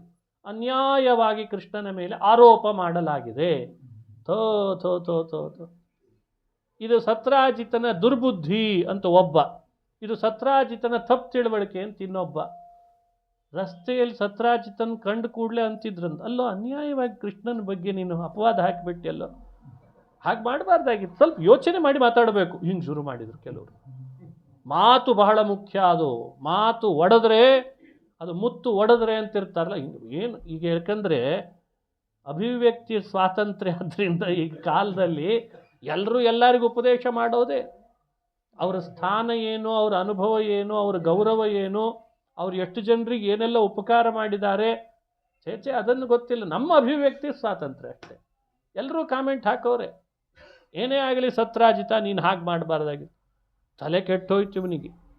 ಇದನ್ನು ಹೆಂಗಾದರೂ ಪರಿಹಾರ ಮಾಡಿಕೊಳ್ಬೇಕು ಅಂಥೇಳಿ ಕೊನೆಗೆ ಸತ್ರಾಜಿತ ಒಂದು ಸಲ ರಹಸ್ಯದಲ್ಲಿ ಕೃಷ್ಣನ ಭೇಟಿಯಾಗಿ, ಕೃಷ್ಣ ಎಲ್ಲರೂ ನನಗೆ ಇದನ್ನೇ ಮಾತಾಡಿ ಮಾತಾಡಿ ಮಾತಾಡಿ ತಲೆ ಕೆಟ್ಟೋಗಿದೆ, ಚುಚ್ಚಿ ಚುಚ್ಚಿ ಅಂತಿದ್ದಾರಪ್ಪ ಕೃಷ್ಣ, ಇದಕ್ಕೊಂದು ಪರಿಹಾರ ಹುಡುಕೊಂಡು ಬಂದಿದ್ದೇನೆ, ನೀನು ಅದಕ್ಕೆ ಒಪ್ಪಬೇಕು. ಏನು ಅಂದ. ಏನಲ್ಲ, ನನ್ನ ಮಗಳನ್ನ ಕನ್ಯಾದಾನ ಮಾಡ್ತೇನೆ, ನೀನು ಅಳಿಯನಾಗಿಬಿಡು, ಯಾರೂ ನನ್ನ ಬಗ್ಗೆ ಮಾತಾಡಲ್ಲ. ದೇವರನ್ನು ಹೀಗೂ ಅಳಿಯನನ್ನು ಮಾಡ್ಕೊಂಡಾತ ಒಬ್ಬ. ಆಯಿತು ತಗೊಂಡು ಬಾ, ಕರ್ಕೊಂಡು ಬಾ. ಸತ್ಯಭಾಮ ಅಂತ ಶ್ರೀ ಮತ್ತು ಭೂ ಎರಡು ಲಕ್ಷ್ಮೀ ರೂಪಗಳಲ್ಲಿ ಭೂದೇವಿನೇ ಸತ್ಯಭಾಮೆ ಆಗಿದ್ದಾಳೆ. ಅವಳನ್ನು ಕನ್ಯಾದಾನ ಮಾಡ್ದ. ಜೊತೆಗೆ ಮತ್ತೆ ಸ್ಯಮಂತಕ ಮಣಿ ಇಟ್ಟ ಈತ. ಅದು ಸೂರ್ಯ ಕೊಟ್ಟದ್ದು ಮಣಿ ತೊಗೊಂಡ್ಬಿಡು ಮಾರಾಯ, ನೀನು ಅವತ್ತು ಕೇಳಿದ್ದಿ, ಕೊಡೋ ಬುದ್ಧಿ ಬಂದಿರಲಿಲ್ಲ, ತಪ್ಪಾಯಿತು, ಲೋಭ ಮಾಡಿದರೆ ಏನಾಗ್ತದೆ ಅಂತ ನನಗೆ ಅರ್ಥ ಆಯಿತು, ಕ್ಷಮಿಸಿಬಿಡು, ತಗೋ ಅಂತ ಕೊಟ್ಟ. ಕೃಷ್ಣ ನನಗೆ ಬೇಡ ಅಂದ. ನನಗೆ ಬೇಡ, ನೀನು ಅವತ್ತು ಕೊಡಬೇಕು ಅಂತ ನಾನು ಕೊಡು ಅಂದರೆ ನೀ ಕೊಡಲಿಲ್ಲ, ಇವತ್ತು ನನಗೆ ಬೇಡ, ನೀ ಕೊಡ್ತಿದ್ದಿ, ನನಗೆ ಬೇಡ ಅಂದ್ಬಿಟ್ಟು. ಕೊನೆಗೆ ಆ ಮಣಿಯನ್ನು ಇನ್ನೊಬ್ಬ ಶತಧನ್ವ ಅಂತ ಅದನ್ನು ಅಪಹರಿಸ್ಲಿಕ್ಕೆ ಹೋದ. ಕೊನೆಗೆ ಅದು ಅಕ್ರೂರನ ಕೈಗೆ ಹೋಗಿ ಸೇರ್ಕೊಳ್ತು. ಕೊನೆಗೆ ಅದು ಅಕ್ರೂರನ ಕೈಗೆ ಸೇರ್ತು. ಈಗ ಆ ಸ್ಯಮಂತಕ ಅನ್ನೋ ಮಣಿ ಸೂರ್ಯನಿಂದ ಬಂದದ್ದು ಇಷ್ಟೆಲ್ಲ ಕಥೆ ಮಾಡಿ ಹಾಕಿಬಿಡ್ತಂತೆ. ಅದನ್ನು ಭಾಗವತ ಹೇಳಿ ಫಲ ಹೇಳ್ತದೆ. ಯಾರಿಗಾದರೂ ಅಪವಾದಗಳು ಬಂದಿದ್ದರೆ ಈ ಚರಿತ್ರೆ ಶ್ರವಣ ಮಾಡೋದ್ರಿಂದ ದುಷ್ಕೀರ್ತಿಂ ಪರಿಹರತಿ. ಕೃಷ್ಣನ ಈ ಚರಿತ್ರೆ ಅವರವರ ಅಪಕೀರ್ತಿಯನ್ನು ಪರಿಹಾರ ಮಾಡುತ್ತದೆ. ಮನೆಯಲ್ಲಿ ಸ್ಯಮಂತಕ ಮಣಿಯ ಸ್ಮರಣೆ ಮಾಡಿದರೆ ಸಂಪತ್ತು ವೃದ್ಧಿ ಆಗ್ತದೆ. ಇನ್ನು ಬಹಳ ಕಥೆ, ಅದರ ಫಲ ಹೇಳಿದ್ದಾರೆ, ಅದನ್ನು ಶ್ರವಣ ಮಾಡಬೇಕು. ಈ ಕಥೆ ಮೊನ್ನೆ ಒಬ್ಬರು ಮನೆಯಲ್ಲಿ ಹೇಳುವಾಗ ಅವರು ಹೇಳುವ ಮಧ್ಯದಲ್ಲೇ ಮಾತಾಡ್ತಾ ಇದ್ರು. ಅವ್ರ ಮನೆಯಲ್ಲಿ ಪುರಾಣ ನಡೆದಿತ್ತು, ಮಧ್ಯದಲ್ಲಿ ಮಾತಾಡ್ತಾ ಇದ್ರು. ನಾನು ಅವಾಗಿಂದ ಏನೋ ಮಾತಾಡ್ತಿದ್ದಿರಲ್ಲ, ಏನದು ಅಂದೆ. ಆಚಾರ್ಯ ನಿಮ್ಮ ಕಥೆ ನಿಲ್ಲಿಸ್ಬೇಕು ಅಂತ ಮಾಡ್ತಿದ್ದೆ ಅಂದ್ರು ಅವ್ರು. ಯಾಕೆ ಅಂತ ಕೇಳಿದೆ. ಅದೇ ಆ ಮಣಿ ಎಲ್ಲಿದೆ ಅಂತ ಕೇಳಬೇಕಾಗಿತ್ತು ಅದಕ್ಕೆ ಅಂದರು. ನೀವು ಪುರಾಣ ಆಮೇಲೆ ಬೇಕಂದ್ರೆ ಹೇಳ್ರಿ, ಮೊದಲು ಆ ಮಣಿ ಎಲ್ಲಿದೆ ಇವಾಗ, ಅದು ಯಾವುದಾದ್ರೂ ದೇಶದಲ್ಲಿ ಇದ್ದದ್ದು ಅಡ್ರೆಸ್ ಇದ್ದರೆ ಕೊಟ್ಬಿಡಿ, ನಮ್ಮ ಮನೆಗೆ ಒಂದು ತಂದು ಇಟ್ಕೊಂಡ್ಬಿಡ್ತೇವೆ, ಬೇಕಂದ್ರೆ ಇಂಥ ಪುರಾಣ ಬಹಳ ಮಾಡಿಸ್ತೀವಿ ಮತ್ತೆ ನಿಮ್ಮದೇ ಅಂದರು. ಅವರಿಗೆ ಆ ಕಥೆಗಿಂತ ಮಣಿ ಕಡೆ ಲಕ್ಷ್ಯ. ಆಮೇಲೆ ಕೊನೆಗೆ ಹೇಳಿದೆ, ಆ ಮಣಿ ಎಲ್ಲಿದೆ ಅಂತ ಕೇಳ್ತಿದ್ದೀರಿ, ಅವತ್ತು ಸೂರ್ಯ ಕೊಟ್ಟದ್ದು ಸತ್ರಾಜಿತನಿಗೆ ಆ ಮಣಿ ಬೇರೆ ಯಾವುದಲ್ಲ, ಅದೇ ಶ್ರೀಮದ್ ಭಾಗವತ ಅನ್ನೋ ಮಣಿ ಅಂತ ಹೇಳಿದೆ.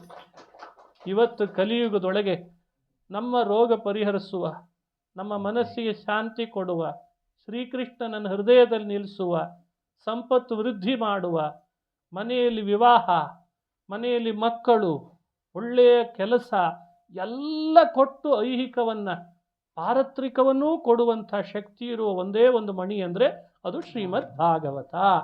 ಆ ಭಾಗವತ ಮಣಿಯನ್ನು ವ್ಯಾಸ ಸೂರ್ಯ ನಮಗೆ ಕೊಟ್ಟಿದ್ದಾರೆ. ತೇನ ವ್ಯಾಸ ದಿವಾಕರೇಣ ಸತತಂ ಮಾತ್ಯಾಜಿ ಮೇ ಮಾನಸಂ. ವೇದವ್ಯಾಸ ಅನ್ನೋ ಸೂರ್ಯ ಎಲ್ಲ ಕಲಿಯುಗದ ಸಜ್ಜನರಿಗೋಸ್ಕರವಾಗಿ ಭಾಗವತ ಮಣಿಯನ್ನು ಕೊಟ್ಟಿದ್ದಾನೆ, ಶಮಂತಕ ಮಣಿ. ಇದು ಎಲ್ಲ ಸುರಿಸ್ತದೆ ನಿಮಗೆ, ಇದನ್ನೊಂದು ಶ್ರವಣ, ಇದನ್ನೊಂದು ಮನನ ಮಾಡಲಿ ಅಂತ ನಮಗೆ ಕರುಣೆಯಿಂದ ಕೊಟ್ಟಂಥದ್ದು ಅಂತ ಭಾವಿಸಬೇಕು. ಈ ಮಣಿನ ನೀವು ಹೇಳಿದ್ದು ಅರ್ಥ ಆಯ್ತು ಹೇಳ್ರಿ ಅಂತಂದ್ರು ಅವ್ರ ಪಾಪ. ಹಾಗೆ ಶಮಂತಕ ಮಣಿಯ ಕಥೆ ಹೀಗೆ ಸಂದೇಶವನ್ನು ಕೊಡ್ತದೆ. ಆಮೇಲೆ ಕೃಷ್ಣ ನರಕಾಸುರನ ಸಂಹಾರ ಮಾಡಿದ, ನರಕವಧೆ. 16,100 ಜನ ಸ್ತ್ರೀಯರು, ನಾವು ಪರಪುರುಷನ ಬಂಧೀಖಾನೆಯಲ್ಲಿದ್ದವ್ರು ಎಲ್ಲಿ ಹೋಗೋಣ ಕೃಷ್ಣ, ಇನ್ನು ನರಕ ನಮ್ಮನ್ನು ಏನು ಮಾಡಿದಾನೋ ಅಂತ ಸಂಶಯ ಪಡ್ತಾರೆ. ನೀನೇ ನಮ್ಮನ್ನು ಕಾಪಾಡಬೇಕು ಅಂದದ್ದಕ್ಕೆ ಅವರನ್ನೆಲ್ಲ ಕೃಷ್ಣ ವಿವಾಹ ಮಾಡಿಕೊಂಡು ಅವರಿಂದಲೂ ಸಂತತಿಯನ್ನು ಬರೋ ಹಾಗೆ, ಹುಟ್ಟಿಸೋ ಹಾಗೆ ಸೃಷ್ಟಿಕರ್ತ, ಕರ್ತುಂ ಅಕರ್ತುಂ ಅನ್ಯಥಾ ಕರ್ತುಂ ಸಮರ್ಥ ಅಂತ ಗೃಹಸ್ಥ ಧರ್ಮವನ್ನೂ ಪಾಲನೆ, ತಾನವರಿಗೆ ಕಲ್ಯಾಣವನ್ನೂ ಉಂಟು ಮಾಡಿದ, ಅನುಗ್ರಹಿಸಿದ ಅಂತ ಕಥೆ ಭಾಗವತದಲ್ಲಿ ಬರ್ತದೆ. ಆಮೇಲೆ ಪಾಂಡವರ ಒಡನಾಡಿಯಾದ ನೋಡಿ, ಕೃಷ್ಣನ ಬೆಳವಣಿಗೆಯಲ್ಲಿ ಎಂಥ ಅದ್ಭುತ. ಕೌಮಾರ ಹ್ಯಾಕ್ ಕಳೆದ, ಬಾಲ್ಯ ಹ್ಯಾಕ್ ಕಳೆದ, ಯೌವನ ಹ್ಯಾಕ್ ಕಳೆದ ಅಂತ ಭಾಗವತ ನಮ್ಮ ಕಣ್ಣು ಮುಂದೆ ಇಡ್ತದೆ. ಪಾಂಡವರ ಒಡನಾಡಿಯಾದ, ರಾಜ್ಯ ಅವರಿಗೇ ಕೊಡಿಸ್ಬೇಕು ಅಂತ ಯುದ್ಧ ಮಾಡಿಸಿದ, ಮಾಡ್ಲಾರೆ ಯುದ್ಧ ಅಂದವನಿಗೆ ಗೀತೆಯನ್ನು ಉಪದೇಶ ಮಾಡಿದ, ವಿಶ್ವರೂಪವನ್ನೂ ತೋರಿಸಿದ, ಯುದ್ಧದಲ್ಲಿ ಕೌರವರನ್ನೆಲ್ಲ ಸಂಹಾರ ಮಾಡುವಂತೆ ಶಕ್ತಿ ಪ್ರೇರಣೆ ಮಾಡಿ, ಯದಾ ಯದಾ ಹಿ ಧರ್ಮಸ್ಯ ಗ್ಲಾನಿರ್ಭವತಿ ಭಾರತ ಅಂತನ್ನೋ ತನ್ನ ಮಾತನ್ನು ಸತ್ಯ ಮಾಡಿ ಜಯ ಎಲ್ಲ ಪಾಂಡವರಿಗೆ. ಯತ್ರ ಯೋಗೇಶ್ವರ ಕೃಷ್ಣ ಯತ್ರ ಪಾರ್ಥೋ ಧನುರ್ಧರ ತತ್ರ ಶ್ರೀರ್ವಿಜಯೋ ಭೂತಿ ಧ್ರುವ ನೀತಿರ್ಮತಿರ್ಮಮ. ಜಯ ತಂದು ಕೊಟ್ಟು ಪಾಂಡವರಿಂದ ರಾಜ್ಯಭಾರ ಮಾಡಿಸಿದ, ಧರ್ಮದ ಸ್ಥಾಪನೆ ಆಯಿತು ಅನ್ನೋ ಕಥೆ ಕೃಷ್ಣಂದನ್ನು ಹೇಳ್ತಾರೆ. ಇಂಥ ಕೃಷ್ಣನ ಕಥೆ ಎಷ್ಟು ಕೇಳಿದ್ರೂ ಕಡಿಮೆ, ಯಾವ ಕಥೆ ಕೇಳಿದ್ರೂ ಚಂದ, ಯಾವ ಕಥೆ ಕೇಳಿದ್ರೂ ಮಾರ್ಗದರ್ಶಕ. ಕುಚೇಲನ ಕಥೆ ಕೇಳಿದ್ರೂ ಅದ್ಭುತನೇ, ಇಲ್ಲ ಶಬಲಾಶ್ವ ಹರಿಯೇಶ್ವರ ಆ ಬಂದಂಥ ಬಹುಲಾಶ್ವ ಶ್ರುತದೇವನ ಕಥೆ ಕೇಳಿದ್ರೂ ಅದ್ಭುತನೇ. ಯಾವ ಕಥೆ ಕೇಳ್ತೀರಿ, ಯಾವ ಕಥೆ ಹೇಳಿದ್ರೂ ಅದ್ಭುತ ಅಂತ ವರ್ಣನೆ ಮಾಡ್ತಾರೆ. ಹೀಗೆ ಕೃಷ್ಣನ ಕಥೆ ಹೇಳಿದ ಮೇಲೆ ಭಾಗವತ 11ನೇ ಸ್ಕಂದದಲ್ಲಿ ಧರ್ಮೋಪದೇಶವನ್ನು ಮಾಡುತ್ತದೆ. ಭಾಗವತ ಧರ್ಮಗಳು ಅಂತ 30 ಇದ್ದಾವೆ. ಅದನ್ನು ಪ್ರತಿಯೊಬ್ಬರೂ ಆಚರಣೆ ಮಾಡಿ ದೇವರ ಪ್ರೀತಿಯನ್ನು ಸಂಪಾದಿಸಲಿ ಅಂತ. ಜಾಯಂತಿ ಉಪಾಖ್ಯಾನ ಹಾಗೂ ಉದ್ಧವ ಗೀತೆ ಪ್ರಮುಖವಾಗಿ ಭಾಗವತದಲ್ಲಿ ಬಂದದ್ದು. ಮಾಡುವ ಕರ್ಮಗಳ ಸಮರ್ಪಣೆನೇ ಬಹಳ ದೊಡ್ಡ ಭಾಗವತದ ಧರ್ಮ ಅಂತ ಉಪದೇಶ ಮಾಡ್ತಾ ಆ 11ನೇ ಸ್ಕಂದ ವಿಸ್ತಾರವಾಗಿ ಬರ್ತದೆ. ಬುದ್ಧಾವತಾರ, ಕಲ್ಕಿ ಅವತಾರಗಳ ಸಂಕ್ಷೇಪವನ್ನು ಹೇಳಿ ಸೂತ ಪುರಾಣಿಕರು ಶೌನಕರಿಗೆ ಶುಕಾಚಾರ್ಯರು ಹೇಳಿದ ಭಾಗವತವನ್ನು ಮುಂದುವರಿಸ್ತಾರೆ. ಶುಕಾಚಾರ್ಯರು ಪರೀಕ್ಷಿತ್ ರಾಜನಿಗೆ ಹೇಳಿದ ಭಾಗವತ ಇನ್ನೇನಾದರೂ ಸಂಶಯ ಇದ್ದರೆ ಕೇಳು ಅಂತ ಪ್ರಶ್ನೆಯೊಂದಿಗೆ ಮುಕ್ತಾಯ ಮಾಡಬೇಕು. ಆವಾಗ ಪರೀಕ್ಷಿತ ಅಂದ, ಧನ್ಯೋಸ್ಮಿ ಕೃತಕೃತ್ಯೋಸ್ಮಿ ಭವತಾ ಕರುಣಾತ್ಮನ. ನಾನು ಧನ್ಯನಾದೆ, ಕೃತಕೃತ್ಯನಾದೆ, ತಕ್ಷಕ ಸರ್ಪ ಕಚ್ಚಿದರೆ ನನಗೇನು ಭಯ ಇಲ್ಲ ಅಂತ ಅವರಿಗೆ ಕೃತಜ್ಞತೆ ಸಲ್ಲಿಸಿ ನಮಸ್ಕಾರ ಸಲ್ಲಿಸಿದ. ತಾನು ದೇಹವನ್ನು ಯೋಗದಿಂದಲೇ ಬಿಟ್ಬಿಟ್ಟ. ಭಾಗವತ ಕೇಳಿದವರಿಗೆ ಯೋಗದ ಸಿದ್ಧಿ, ಆ ಯೋಗದಿಂದ ದೇಹ ಬಿಟ್ಟ. ಆಮೇಲೆ ತಕ್ಷಕ ದೇಹಕ್ಕಷ್ಟೇ ಕಚ್ಚಿದ್ನಂತೆ. ಅದನ್ನು ಸೂತ ಪುರಾಣಿಕರು ಪ್ರತ್ಯಕ್ಷ ಕಂಡರು. ನೈಮಿಷಾರಣ್ಯದಲ್ಲಿ ಬಂದು ನೋಡಿದ್ರ ಪರೀಕ್ಷಿತನಿಗೆ ಮುಕ್ತಿ ಸಿಕ್ತು ಹೇಗೆ ಅಂತ ಭಾಗವತದ ಮಹಿಮೆ ಹೇಳಿದರು. ಅದಕ್ಕೆ ಭಾಗವತದ ಮಹಿಮೆಯನ್ನೂ ಕೂಡ ಆಸ್ವಾದನೆ ಮಾಡಿ ನಾವು ನಮ್ಮ ದೇಹದ ಮೇಲೆ ಅಭಿಮಾನ ಬಿಟ್ಟು ಯೋಗಿಗಳಾಗಿ, ಕರ್ಮಯೋಗಿಗಳಾಗಿ, ನಿಷ್ಕಾಮ ಯೋಗಿಗಳಾಗಿ ದೇವರನ್ನು ಪಡಿಬೇಕು ಅಂತ ಹೇಳಿಕೊಡ್ತಾರೆ. ಉಪಚಿತ ನವಶಕ್ತಿಭಿಸ್ವಾತ್ಮನ್ಯುಪರಚಿತ ಸ್ಥಿರ ಜಂಗಮ ಪಾಲನಾಯ. ಭಗವತ ಉಪಲಬ್ಧಿ ಮಾತ್ರ ಧಾಮ್ನೆ ಸುರಋಷಭಾಯ ನಮಃ ಸನಾತನಾಯ. ಶೌನಕರೆಲ್ಲ ಮಹಾನುಭಾವರು ಭೃಗು ಋಷಿಗಳ ವಂಶದಲ್ಲಿ ಬಂದವರು, ಭಾರ್ಗವರು. ಅದೇ ವಂಶದಲ್ಲಿ ಬಂದವರು ಮಾರ್ಕಾಂಡೇಯರು. ಮಾರ್ಕಾಂಡೇಯರ ಚರಿತ್ರೆಯನ್ನು ಸೂತರು ಶೌನಕರಿಗೆಲ್ಲ ಉಪದೇಶ ಮಾಡಿ ಪ್ರಳಯ ಕಾಲದಲ್ಲಿಯೂ ಭಗವಂತ ಅವರಿಗೆ ದರ್ಶನ ಕೊಟ್ಟ, ಪ್ರಳಯವನ್ನೂ ತೋರಿಸಿದ. ಆಯುಷ್ಯ ಕಡಿಮೆ ಇದ್ದರೂ ಪ್ರಳಯ ರೂಪ ಕಂಡ ಮಹಾನುಭಾವ ಅಂದರೆ ಮಾರ್ಕಾಂಡೇಯ.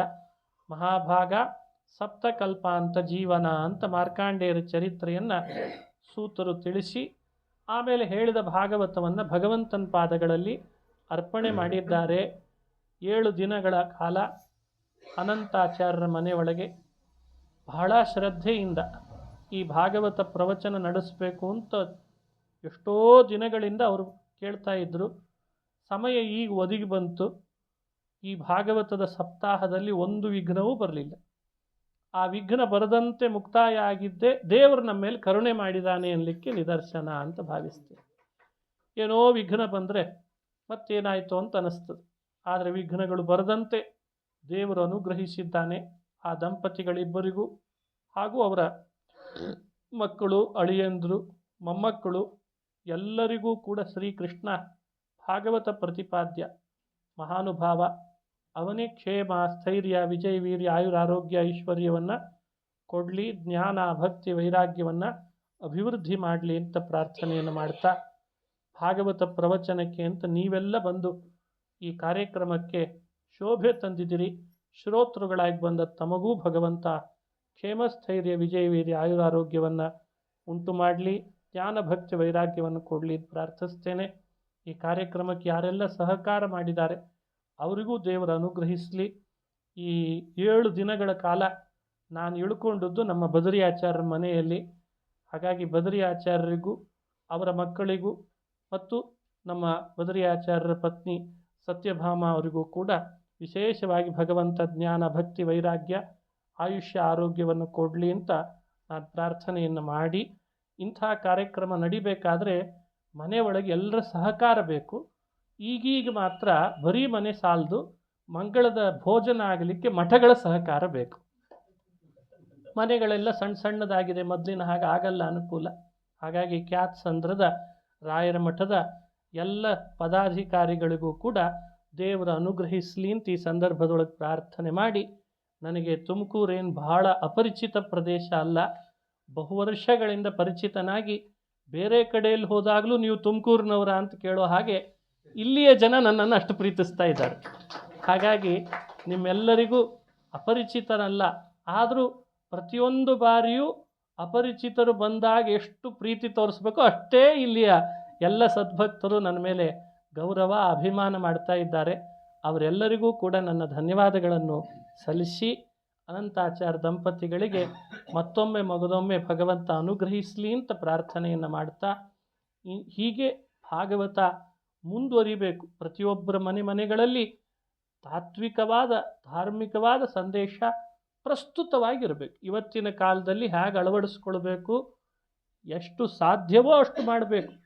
ಕಲಿಯುಗ ಅಂತ ಇದ್ದದ್ದೇ ಜೊತೆಯಲ್ಲಿ ಎಷ್ಟು ಸಾಧ್ಯವೋ ಆ ಧರ್ಮ ಮಾರ್ಗದಲ್ಲಿ ನೀವಷ್ಟೇ ಅಲ್ಲ, ನಾನೂ ನಡಿಬೇಕು, ನೀವೂ ನಡಿಬೇಕು. ಪರಸ್ಪರವಾಗಿ ಇಬ್ಬರು ಈ ಒಳ್ಳೆಯ ದಾರಿಯಲ್ಲಿ ನಡೆಯುವ ಹಾಗೆ ದೇವರು ನಮ್ಮನ್ನು ಪ್ರೇರಣೆ ಮಾಡಲಿ ಅಂತ ಮತ್ತೊಮ್ಮೆ ಪ್ರಾರ್ಥನೆಯನ್ನು ಮಾಡಿ, ನಮ್ಮ ಗುರುಗಳಾದ ಶ್ರೀ ಬಾಳ್ಗಾರಾಚಾರ್ಯರನ್ನು ಹಾಗೂ ಶ್ರೀ ಸುವಿದ್ಯೇಂದ್ರ ತೀರ್ಥ ಶ್ರೀಪಾದಂಗಳವರನ್ನು ಭಕ್ತಿಪೂರ್ವಕವಾಗಿ ನಮಸ್ಕರಿಸಿ, ತಂದೆ ತಾಯಂದರನ್ನು ನಮಸ್ಕರಿಸಿ, ಇಂಥ ಜನ್ಮ ಕೊಟ್ಟು ಸನ್ಮಾರ್ಗದಲ್ಲಿ ಸಾಗುವಂತೆ ಮಾಡಿದ ನಮ್ಮೆಲ್ಲ ತಂದೆ ತಾಯಂದರನ್ನ, ಹಿರಿಯರನ್ನು ಸ್ಮರಣೆ ಮಾಡುತ್ತಾ, ಮಾತೃಭ್ಯೋ ನಮಃ, ಪಿತೃಭ್ಯೋ ನಮಃ, ಆಚಾರ್ಯೇಭ್ಯೋ ನಮಃ ಅಂತ ಅವರನ್ನು ಸ್ಮರಿಸಿ, ಭಾಗವತ ಕರ್ತೃಗಳಾದ ವೇದವ್ಯಾಸರು, ಅದಕ್ಕೆ ವ್ಯಾಖ್ಯಾನಿಸಿದ ನಮ್ಮೆಲ್ಲರ ಗುರುಗಳಾದ ಮಧ್ವಾಚಾರ್ಯರನ್ನು ಸ್ಮರಣೆಯನ್ನು ಮಾಡುತ್ತಾ, ಶ್ರೀ ಗುರುಭ್ಯೋ ನಮಃ, ಪರಮಗುರುಭ್ಯೋ ನಮಃ, ಶ್ರೀಮದ್ ಆನಂದ ತೀರ್ಥ